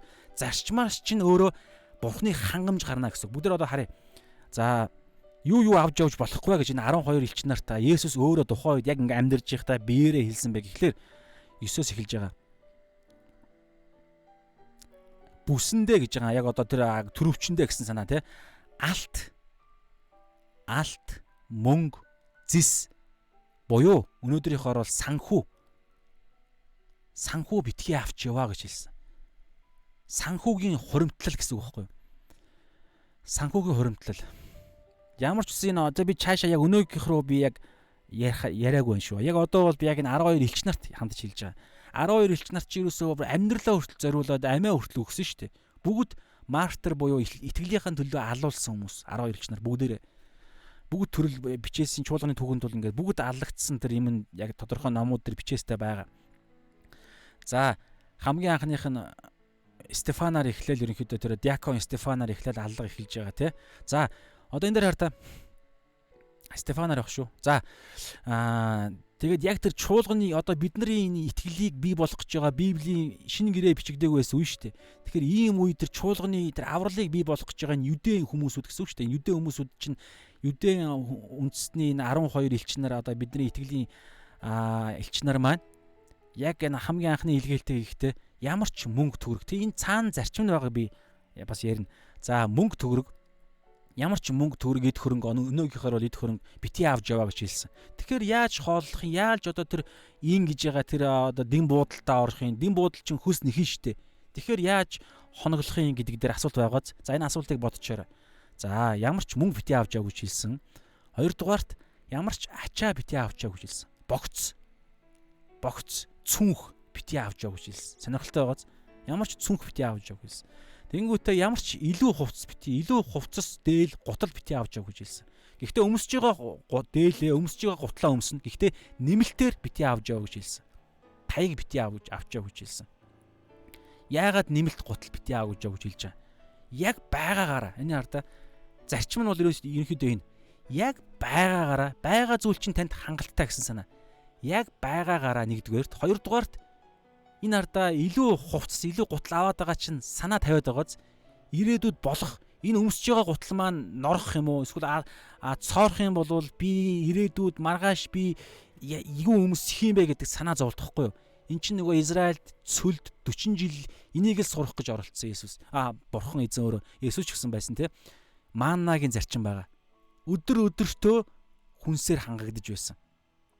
Маргааш яах вэ гэдэг санаа зовлт бодох үед л маргааш чинь би чамд манна илгэнэ гэж хэлсэн. Тэгээд маргааш бурхан илгээхгүй байхаа гэж итгэлгүй андсан хүн 2 өдрийнхийг манна авах үед тэр нь өмхирж исэн. ийм арга замаар маргааш өдөр өдрийн итгэл гэсэн зарчим байхгүй юу? Яг тохиолдол болгон дээр Бурхан руу хандна гэсэн зарчим. Анхаарлаа фокусаа би гутал маань цоорлоо, нэмэлт гутал руугаа, богцон доторх нэмэлт гутал руугаа харах биш, Бурхан руу хандна гэсэн зарчим. Энэ зарчим чинь үйлчлэл та ямар ч талбар дээр байна, яг энэ зарчим хэрэгжинэ гэсэн. Та улс төрч байна уу, та урлагийн дуучин байна уу, та тохиолдол болгон дээр өдөр болгон дээр таны өмнө танд яг үйлчлэлийн чинь төлөө үйлчлэх зорилгоор явж их үед гарч байгаа хэрэгцээ болгоныг чинь та тохиолдол болгон дээр Бурхан руу хандна гэсэн. За гэхдээ энд нэг асуулт байгаа. Тэгвэл Бурхан хангахдаа яаж хангадаг юм? Тэнгэрээс одоо яг Израилийн үед ингээд те манна шиг юм ингээ буулгах юм өнөөдөр ч гэсэн. Тэгээ яг тохиолдол болгон дээр тэр одоо энэ дээр байгаа тэр илүү дээлийг нь Тэнгэрээс ингээл гинт байхгүй юмнаас гэрэл бий бол гэдэг шиг л дээл бий бол гутал бий бол гээл хүн болгонд ингээ гутал өгөх юм уу? Ингиж хүн төрлөختн рүү Бурхан оролцох зарчмаар ажилд юм уу Бурхан? Энэ дээр бол үгүй. Онцгой тохиолдол байж болно. Гэхдээ үгүй. Хүнийг л ашигладаг. Эхлэл 1:28 дээр Бурхан хэлсэн. Та нар энэ дэлхийн ертөнцийг эзэмшин захир. Энэ дэлхийн ертөнцийг та нар өөрөө авчаа, өөрөө ажилуул, өөрөө энэ дэлхий дээр тэ намайг төлөөлж энэ дэлхийг дээр өдөрт гэсэн. Гэхдээ ингэж хэлэхдээ дотор нь өөрийнхөө ариун сүнсийг өгсөн байсан. Бас ямар ч гимгүү байсан шүү. Гэхдээ яг энэ зарчмаараа тэгээд гим нүгэл үйлдснийхаа дараагаар нь ингээд тэр зарчим нь хэврээ байгаад болохоор энэ дэлхийн ертөнцийг гим нүглийн аргачлалаар захираад байна шүү дээ хүн. Тэгэхээр Бурхан оролцохоор боломжгүй учраас тэр зарчим нь өөр зарчмаар ажиллахаар ийм тогтолцоотой дэлхийг бүтээсэн учраас Бурхан хүн болж ирсэн гэдэг ярьдаг шүү дээ, тэ. За тэгэхээр хэлэх гээд байгаа санаа бол гол зарчим нь юу гэхээр байгаа зүйлээр л шууд үйлчлэх гэсэн санаа байхгүй юу? Байгаа зүйлээр л шууд талбар дээрээ илгээх гэсэн санаа.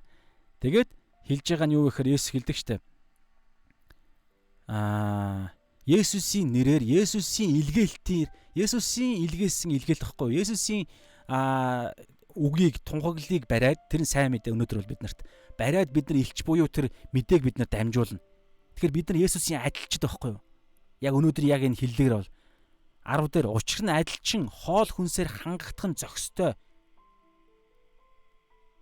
гэж хэлж ийн эзэн. Ажил олгогч нь бол Есүс Христ өөрөө, Бурхан Аав өөрөө. Тэгэхээр эзэн өөрөө биднийг хангана. Хангах зохистой, хангах шаардлагатай, хангах бараг ёстой гэж би жоохон хэлчихье. Хэтрүүлээд хэлчихье. Бурхан өөрөө би хангана гэж хэлсэн. Есүс Христийн. Тийм учраас бид илүү юм авах шаардлагагүй, мөнгө төгрөг авах шаардлагагүй. Тэгэхээр энэ бүгдийг хэрв аваад ирэхээр яадаг вэ гэхээр хүн Бурханы одоо энэ дээр хардаа энэ ямар амьдрал вэ гэхээр итгэлээр хангагдаж амьдрах гэж бичгснээ үйлчлэх гэж бичсэн. Яагаад гэхээр бид үйлчлэхээр л амьдарч байгаа.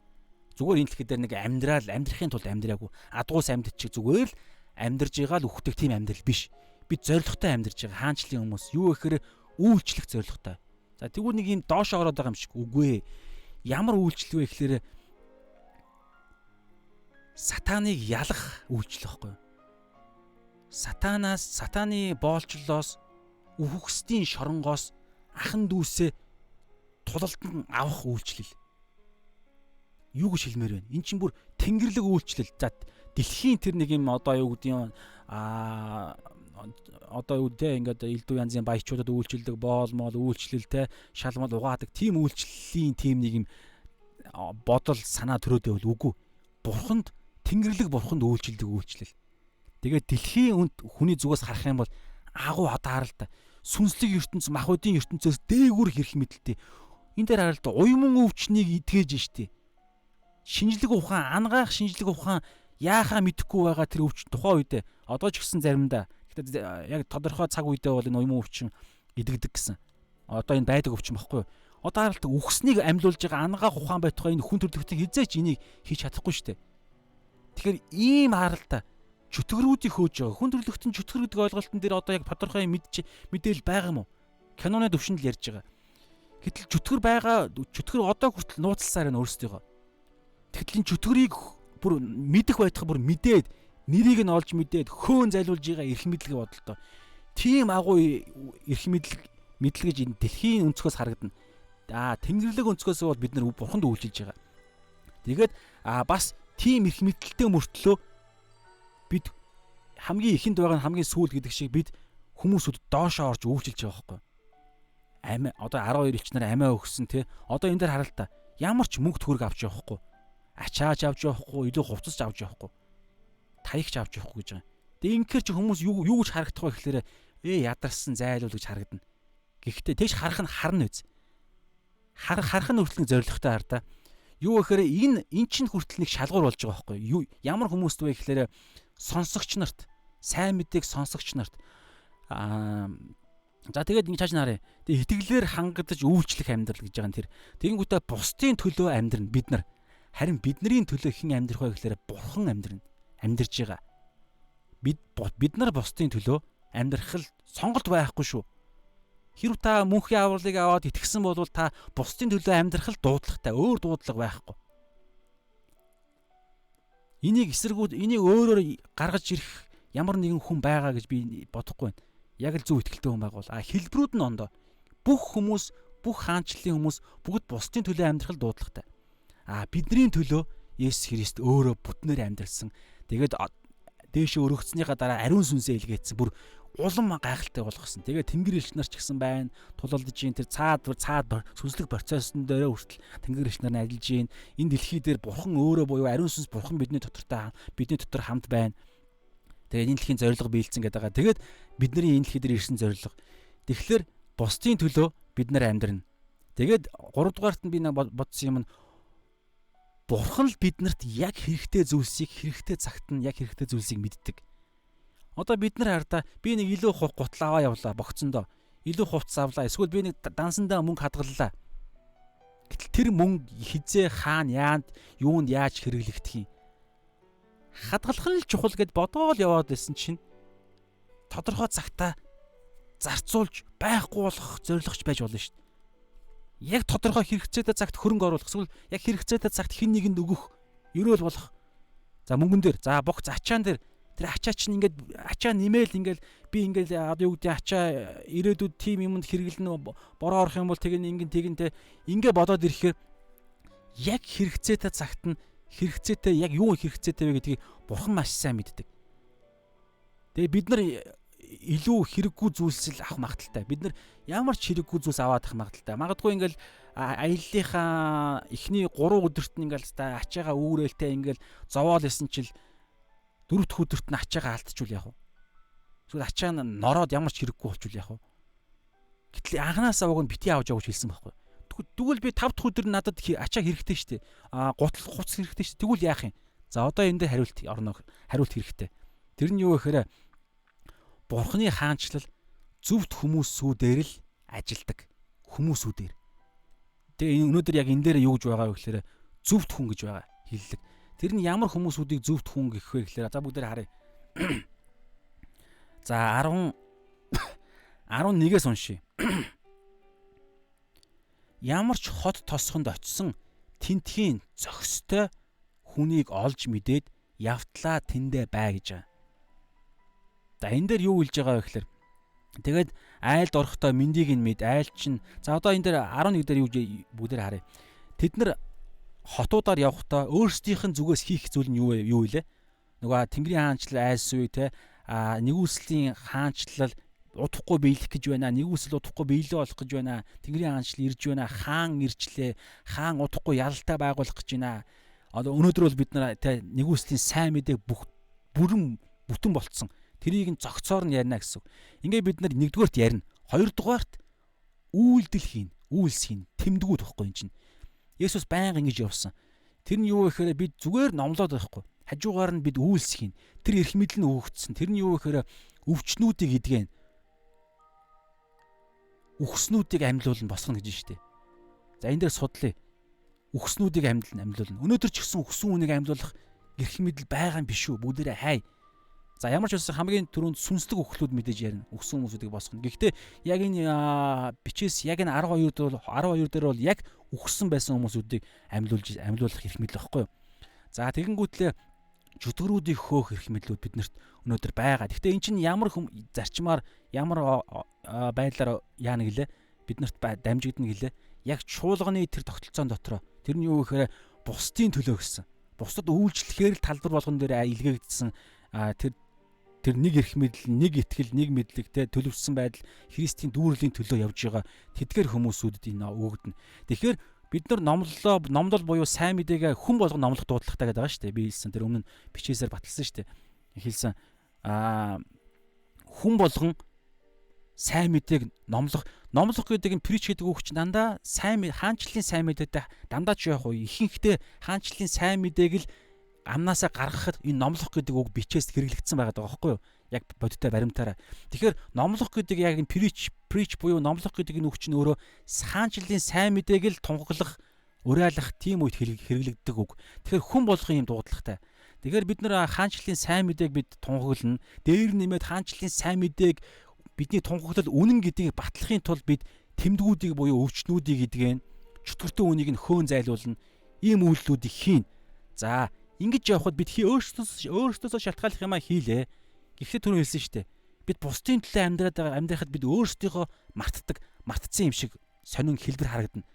Тэгвэл би өнөөдөр хаана хонох юм? Нэгдүгээрт би өнөөдөр юу өмсөх юм?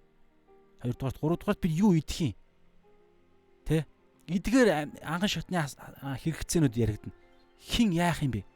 Тэнд юу яригдах вэ гэхээр хаанчлалын тогтолцоо чинь өөрөө бидний эргээд тийжэн. Тэр нь юу юм? Тэнгэрээс бурхан мөнгө буух юм уу? Одоо ингэж ойлгоод байдаг хүмүүс. Намайг ингээ заримдаа те үйлчлэлээ хийж яваад ингээ хүмүүсүүдээс те яг бодиттой үннээрээ би гууж байгаа шүү дээ. Үннээрээ би утасны мөнгө болчлоо, те хоол ундны мөнгө болчлоо ч юм уу гэд ингээ пост бичих үед зарим хүмүүс яадаг вэ гэхээр шүүдэг. Хаанчлалын итгэгч хүмүүсүүд, үйлчлдэг хүмүүсүүд юу шүүдэг вэ гэхээр бид өөрсдийнхөө хэрэгцээг өөрсдөө хангадаг баймаар байна. За мэдээж үнэн. Тэгвэл бүр сайн Паул шиг тэгээ явбал бүр сайн. Гэхдээ эн чинь хүн болгоны ийм ингэх гэж хэлээгүй шүү дээ. Юу гэж хэлсэн бэ гэхээр бид бусдын төлөө үйлчилж амьдрна. Бүх зүйлөө зориулна. Өөрт байгаа авьяас, чадвар тийм учраас анзаарах юм бол шалаам үйлчлэг иймэрхүү байдлаар явахыг хичээгээд байна. Таны хувьд ямар хэлбэр байгаа? Та асуугаараа над шиг ингээд танд бас өөрийн чинь чадвар авьяас байгаа. Тэрийг ашиглаад бусдын төлөө амьдрна. Тэр нь мөнгө санхүү олох гэж болно шүү дээ.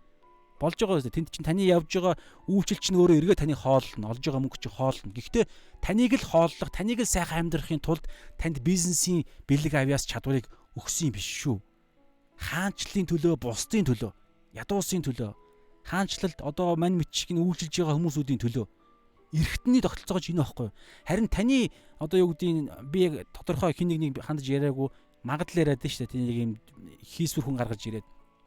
Тэгэхээр таны мэдхгүй зүйлсийг таны одоо юу гэдгийг хийж цаг нь амжихгүй байгаа зүйлсүүдийг мань митэн би юм уу эсвэл өөр хин нэг ингээд бид нар нэг нэгнийгаа нөхөн энийг ярьж байгаа. За ингэж ийм биш ч гэсэн одоо юу гэдгийг итгэл ямар ч итгэвч хөнгүү газар очиход хүртэл ярьж байгаа байхгүй юм чи одоо бүр гайхалтай юм яриад байгаа зү.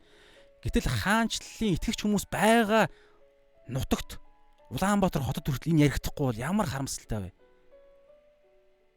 Хаанчлалын хүмүүс асар ихээр байгаа Улаанбаатар хотод итгэвч хүн нь өсөж ивэл ямар харамсалтай вэ?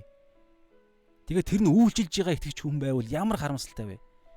Тэгээ хажууд нь бусад хаанчлалын гэж хэлэгдэж байгаа үнгүй аврал авсан хүн өөрийнхөө төлөө шунал нь хөдлөгдөөд ингээд өөрийнхөө төлөө асар их мөнгө төгрөг хураагаад яваад байвал банкнд нь асар хэдэн саяараа байгаа мөртлөө жинхэнэ хаанчлалын төлөө өнөөдөр шиг ингээд балтч байхгүй, мөнгөч байхгүй, илүү хувцч байхгүй хүн өнөөдөр амьдарч байхад хажууд нэг хаанчлалын хүн элдв асар ихээр баян хүн байвал ямар харамсалтай вэ?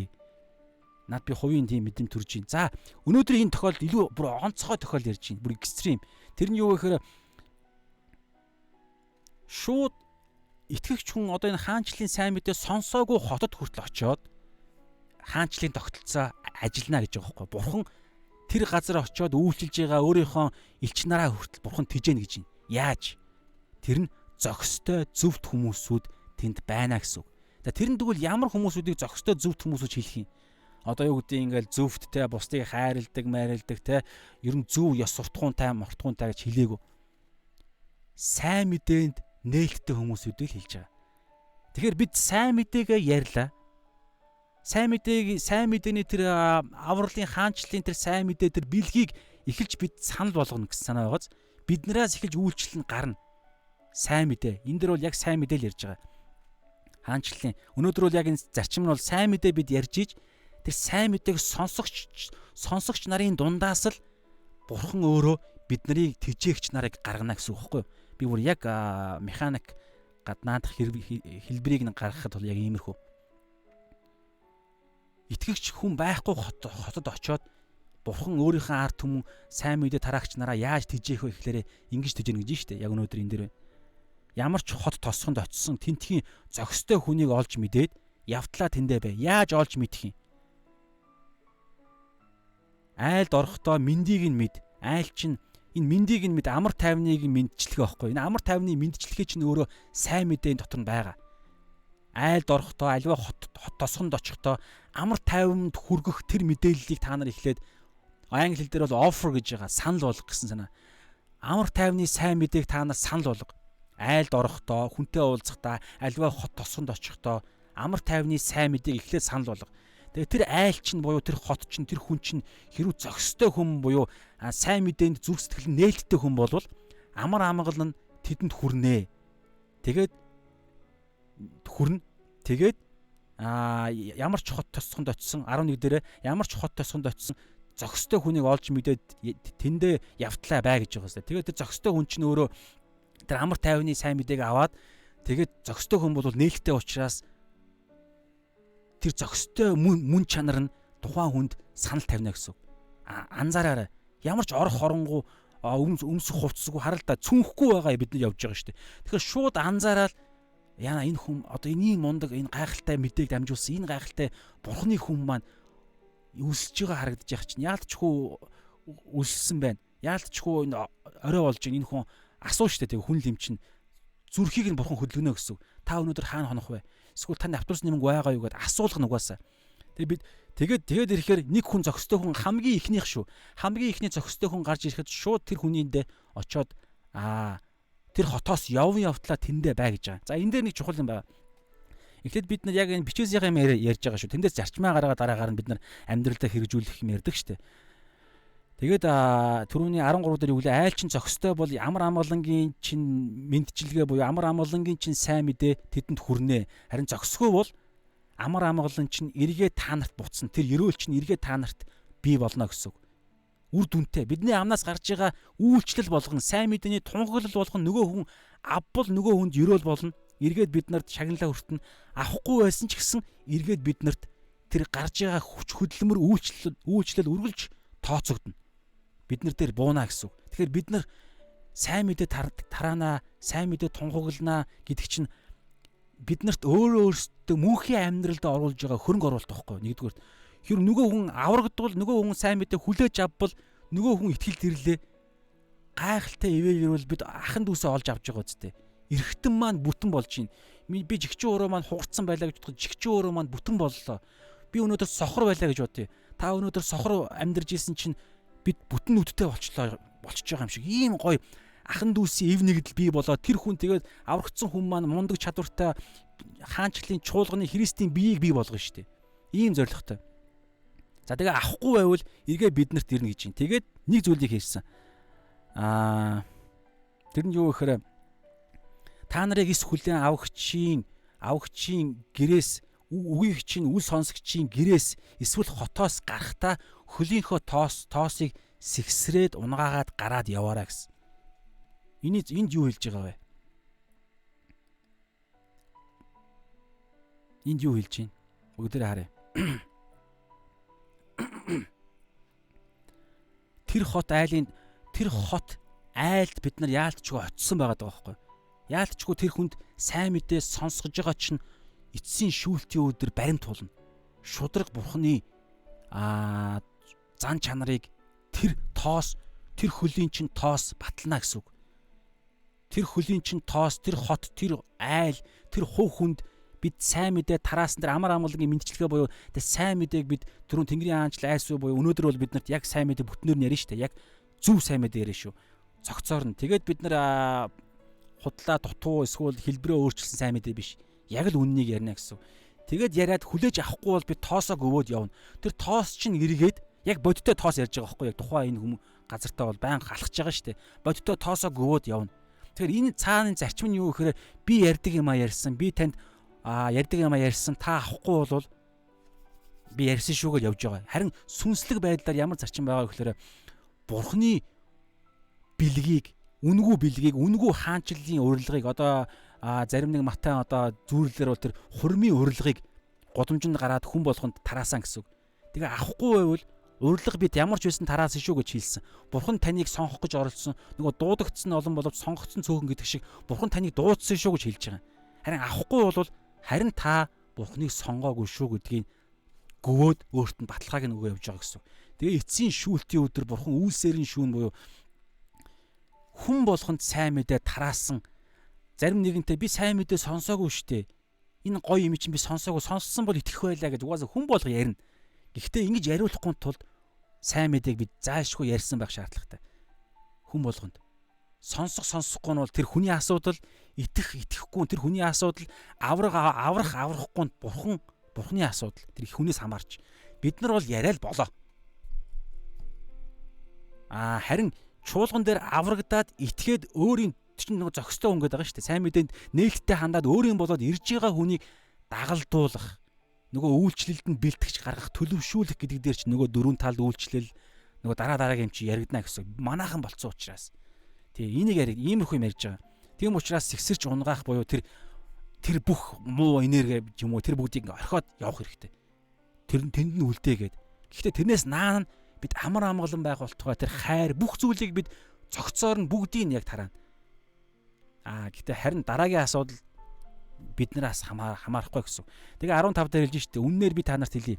Шүүлтийн өдөр Содом ба Гомора нутг нь тэр хотоос илүү хүлцгүүц байх болно. Ягаад Содом Гомора илүү хүлцгүүц байгаа юм? Содом Гомород сайн мэдээ хүрээгүй шүү дээ. Есүс очоогүй шүү дээ. Хуучин гэрээний Содом Гомора хотод Содом Гоморогийн төлөө яалаа? Авраам Бурхантай одоо юу гэдгийг наймаалтсан гэх юм уу? Нэг тийм болсон санаж байгаа зү тэ. Тэр хотоос 50 зөвхт хүн олдвол яах вэ?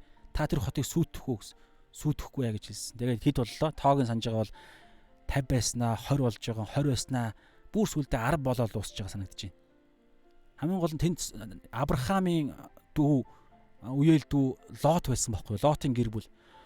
Лот 2 охинтой байсан баха. Лотын эхнэр Лот өөрөө 2 охин нь 2 охиных нь хүргэн нь 6 болчихж байгаа биз тэ. Дахиад 4 хүн олсон бол Содом Гоморог сүйтгэхгүй байх гэсэн байхгүй юу? Гэтэл олдоогүй. Гэтэл Содом Гомород сайн мэдээ хүрээгүй шүү дээ. Есүс Христийн сайн мэдээ хүрээгүй. Есүс Христ биеэрээ очоогүй. Тийм учраас Бурхан шудраг учраас Содом Гоморог эцсийн өдөр Содом Гоморогийн ард иргэдийн шүүхтэй тэнд нэг өөр төрлийн шүүлт явна гэж шүү дээ. Харин өнөөдөр тэр тусмаа Есүс Христ одоо энд байгаа одоо яг Есүс Христийн загалмайд амиа өргөхөөс өмнөх энэ одоо энэ хаанчлалын тунгаглал яваад байна шүү дээ. Өнөөдөр тэр тусмаа. Өнөөдөр Монгол ахын дүүснэрийнхаа сайн мэдээг хэрэг итгэвч биш хүн сонсч илаа гэж бодоход та сайн мэдээг цогцоор нь сонсоод та үххээсээ наана угаас хүн болгон энэ дэлхийгээс явна шүү дээ. Наана нь сайн мэдээг та цогц сайн мэдээг сонсоод та үнгүү бэлгээр танд үнгүү Бурхан хайртай. Бурхан танд маш их хайртай учраас та итгэл юм бол Бурхан таны гин нүглийн чинь ял шийтгэлийг загалмаа дээр үүрсэн тэр гайхалтай авралтай таны итгэлээр чинь дамжуулж тэр авралын ял шийтгэлд та ял шийтгэлийг таны ял шийтгэлийг авсан тэр гайхалтай цагаатгалд та орно. Зөвхөн итгэл юм бол тэгээ та амьдралынхаа эзнээ болгоод энэ дэлхий дээр та амьдрахдаа Есүс Христийг амьдралынхаа эзнээ болгох юм бол тэгээ тань дэлхий дээр яаж амьдрахыг чинь танд яаж амьдрах тэр хүч чадал болсон ариун сүнс Бурхан өөрөө таны дотор орж ирнэ. Тэнгэрлэг орчлын ертөнцийг бүтээсэн Бурхан таны дотор орж ирээд таныг энэ дэлхий дээр гайхалтайгаар амьдруулна. Нэгдүгээр хамгийн эхлээд таны сүнсний чинь тэр ял шийтгэлийг Есүс Христ загалмаа дээр үүрцэн байгаа. Гэхдээ та итгэхэд та миний амьдралын эзэн та бол Есүс та бол Христ буюу энэ дэлхий дээр миний амьдрал гим нүглийн ял шийтгэлийг байхгүй болгоцсон юм байна.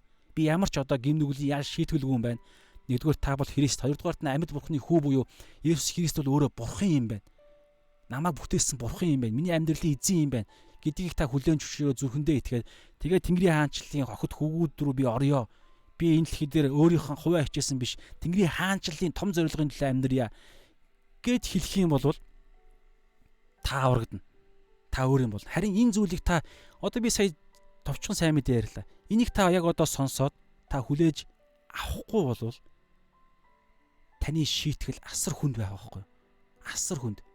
Танд ямар ч зөвтгөл байхгүй. Шүүлтийн өдөр угаасаа байгаа. Библиэлд байгаа. Та шүүлтийн өдөрт итгэхгүй байгаа байж болно таны сонголт. Гэхдээ та тэр шүүлтийн өдөр асар аимшигтай шүүлтэнд орно. Тийм учраас одоо боломжтой байгаа дээрээ хайх цаг нь байгаа дээрээ боломжтой байгаа дээрээ та сайн мэдээг аваач. Бурхны хайрыг та бэлгийг зүгээр л аваач гэсэн юм ярьж байгаа. Тэгээ иймэрхүү сайн мэдээг сонсоход л хүн нээлттэй байвал тэр хүн ч өөрөө зохистой хүн гэдэг байгаа. Сайн мэдээнд зохистой хүн. Бурхныг хүлээж аваагүй, Месияг хүлээж аваагүй учраас шүүлтийн өдөр нөгөө түрүүн хотын тоосыг, айлын тоосыг гутланд наалтсан байгаа хотын тоос, айлын тоосыг салгаад яваараа гэж хэлсэн шүү дээ элч нарт. Сайн мэдээ авахгүй бол энэ юу цаагаараа илэрхийлж байгаа гэхээр шүүлтийн өдөр Бурхны нэгүслээс тэр тэдгэр хүмүүсүүд салах байхгүй. Өөрсдөө тэр сонголтыг хийсэн. Сайн мэдээг аваагүйгээрээ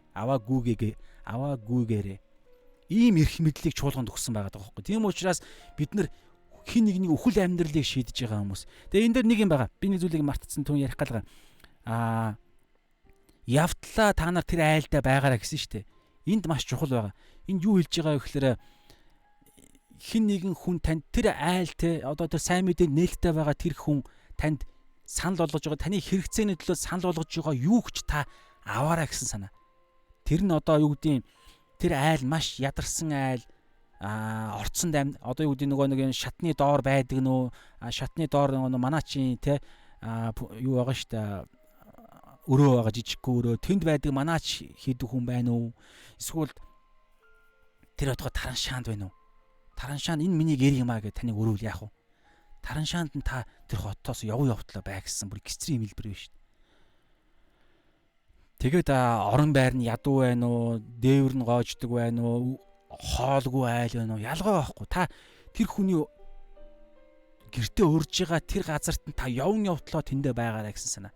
Баян айл байна уу? Би баян айл учраас би бас юу гэдгийг тэр ямар ч айл байсан хамаахгүй тэр газартаа байгаарай гэсэн. Тэгээ тэр айлаа голж болохгүй гэсэн санаа. Тэр чинь өөрөө эргээд юу вэ гэхээр ив нэгдлийн төлөө. Тэр айл та байснараа хэрүү ядарсан айл бол тэр айл бас өрөөгдөнө. Тэгээд та бас өөрөө даруй байх санаа. Даруй байгаарай гэсэн санаа. Есүс Христ юу гэж хэллээ?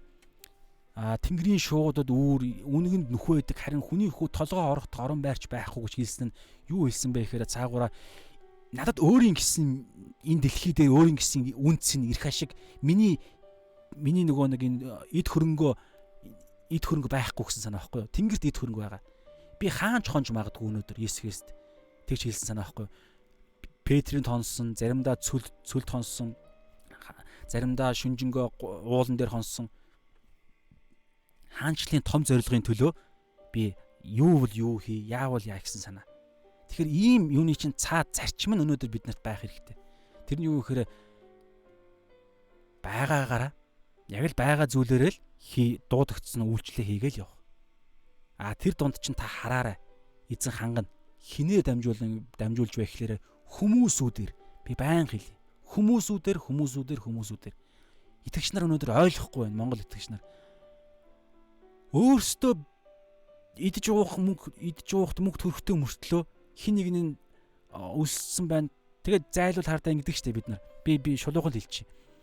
Шууд гуйхаасаа санаа зовоод сайн Библийг ойлгохгүй байгаа болохоор санаа зовоод яадаг вэ гэхээр та миний төлөө залбирж өгөөрэй гэж хэлдэг. За би нэг шууд хэлье. Тэр хүмүүс гуйж ин танаас. Залбирж өгөөрэй гэдэг хэллэгийг ашигла танаас гуйж ин. Тэгвэл танд байхгүй бол та хамаа болно шүү дээ. Жинхэнэ яг залбирж өгж болно. Та байвал та өгөх үүрэгтэй. Тэр танд байгаа зүйл чинь таних биш байхгүй да. Танд үнгүү өгсөн зүйлс. Үнгүү өгдөгөө та би өөрөө ажиллаж олсон гэж та хэллээ гэж бодъё. Та ажиллаж олж байгаа тэр бүх зүйл чинь хөдөлмөрт чинь шаардлагаж байгаа бүх зүйлс үнгүү өгсөн. Тэр өдгөө энэ дэлхий дээр аврагдчихад энэ дэлхий дээр амьдарж байгаа ч хүртэл бид амьдрахаар хаанчлалын төлөө амьдрахаар дуудагдсан. Бид аврагдаал бид энэ дэлхий дээр амьдрах зорилго маань бүрэн биелчихэж байгаа шүү дээ. Одоо бид яах гэж энэ дэлхий дээр амьдарч байгаа юм? Бусдынхаа төлөө. Аврагдаагүй хүмүүсийн төлөө, нэгдүгээр, хоёрдугаарт аврагдсан мөртлөө үйлчлээд хэрэгцээнд дунд явж байгаа ах дүүсийнхаа төлөө. Тийм үүрэгтэй. Тэг гэж эзэн хэлсэн. Үнгүй авснаа үнгүй үг гэж хэлсэн. Тийм ч учраас ядуусыг та нар хооллоогүй бол намайг хооллоогүйтэй адилхан гэж эзэн хэлсэн шүү дээ. Яагаад вэ? Хаанчлал яриад байна. Хаанчлалын том тогтолцоо.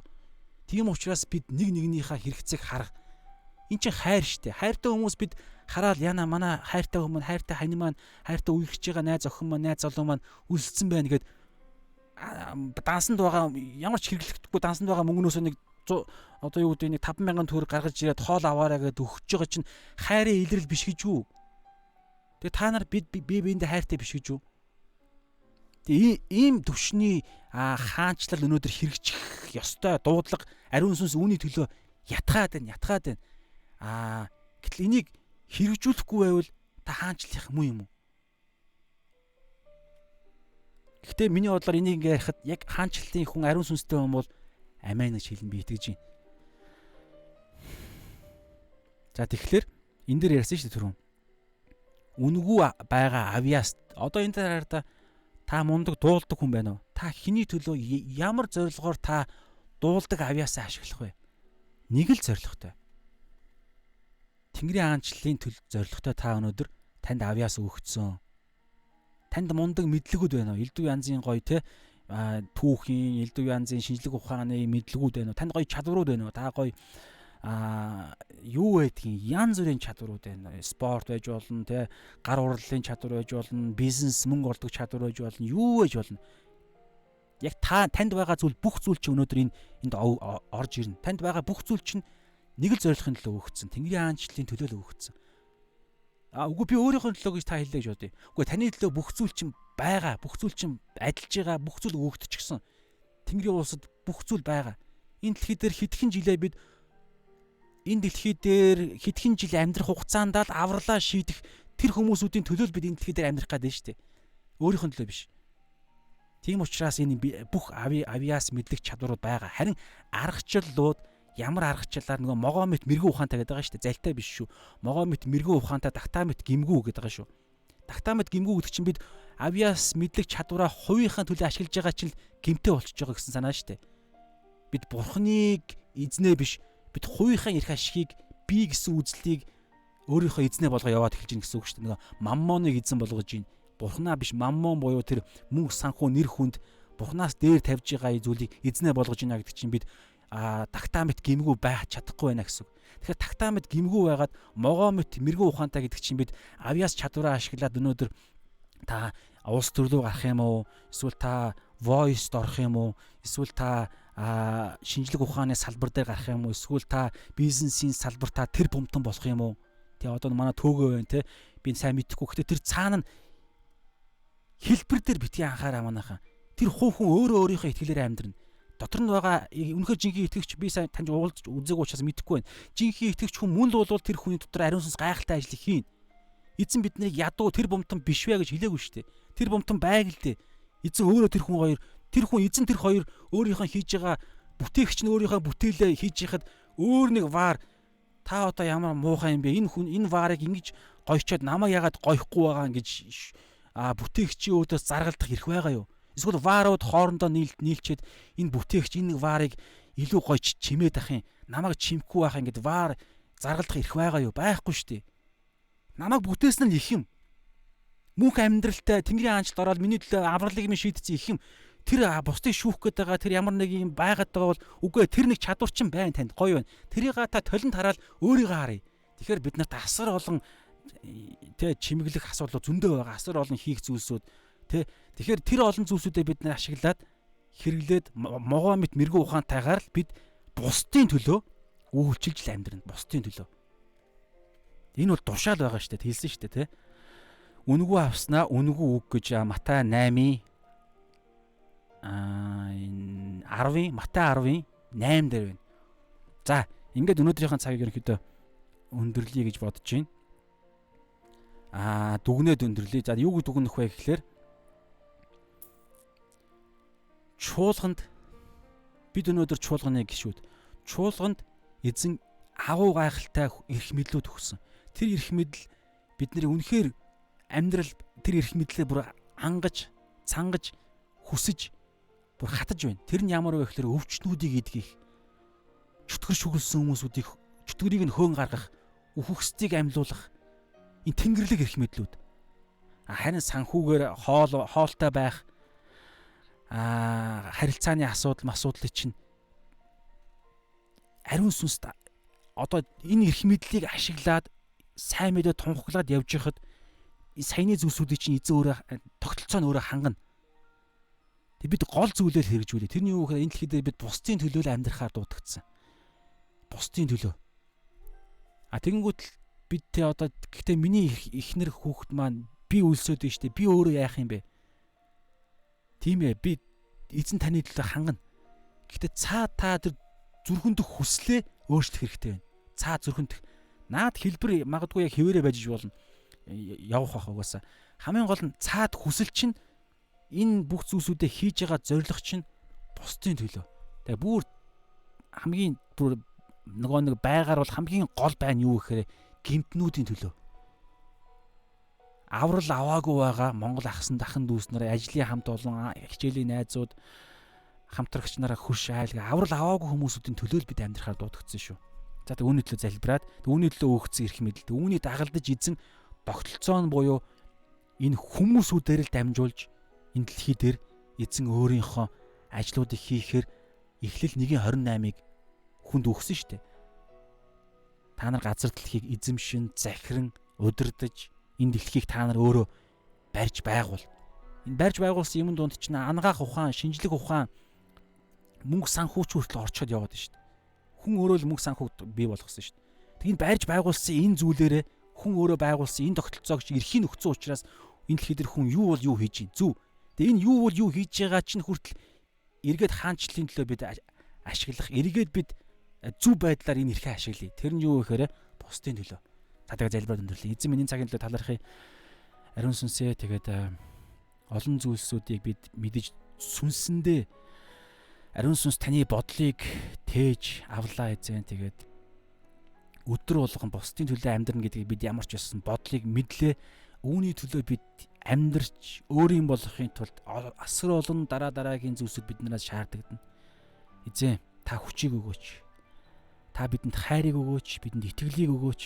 Таны хайр, таны итгэл ариун сүнс тантай нөхөрлөлгүйгээр энэ саяны зүйлийг бид ерөөсөө чадахгүй эзэн. Ямар ч боломж байхгүй. Тийм ч учраас магадгүй саяны яриаг сонсох үед зарим хүмүүсүүд үнэхээр боломжгүй сонсогдсон байх. Тийм ээ, боломжгүй гэж бодсон хүмүүс байгаа бол зөв байна. Яг үнэн. Тийм учраас Матай 5:3 сүнсэндээ ядуу гэдгээ та яг одоо ойлго. Ямар ч боломжгүй гэдгээ та яг одоо улааж гимш. Тэгээд ариун сүнсний оролцоо, ариун сүнсний хүчийг гуй. Тэгээ ариун сүнсний мэрэгэн ухаан, ариун сүнсний нөхөрлөл, ариун сүнсний зөвлөгөөг гуй.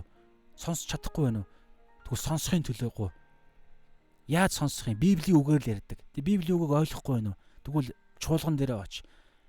Нөгөө дөрвөн талд үйлчлэлийн бэлэг авьяастай хүмүүсүүд нь байгаа. Пастор ахлагч нар дээрээ оч.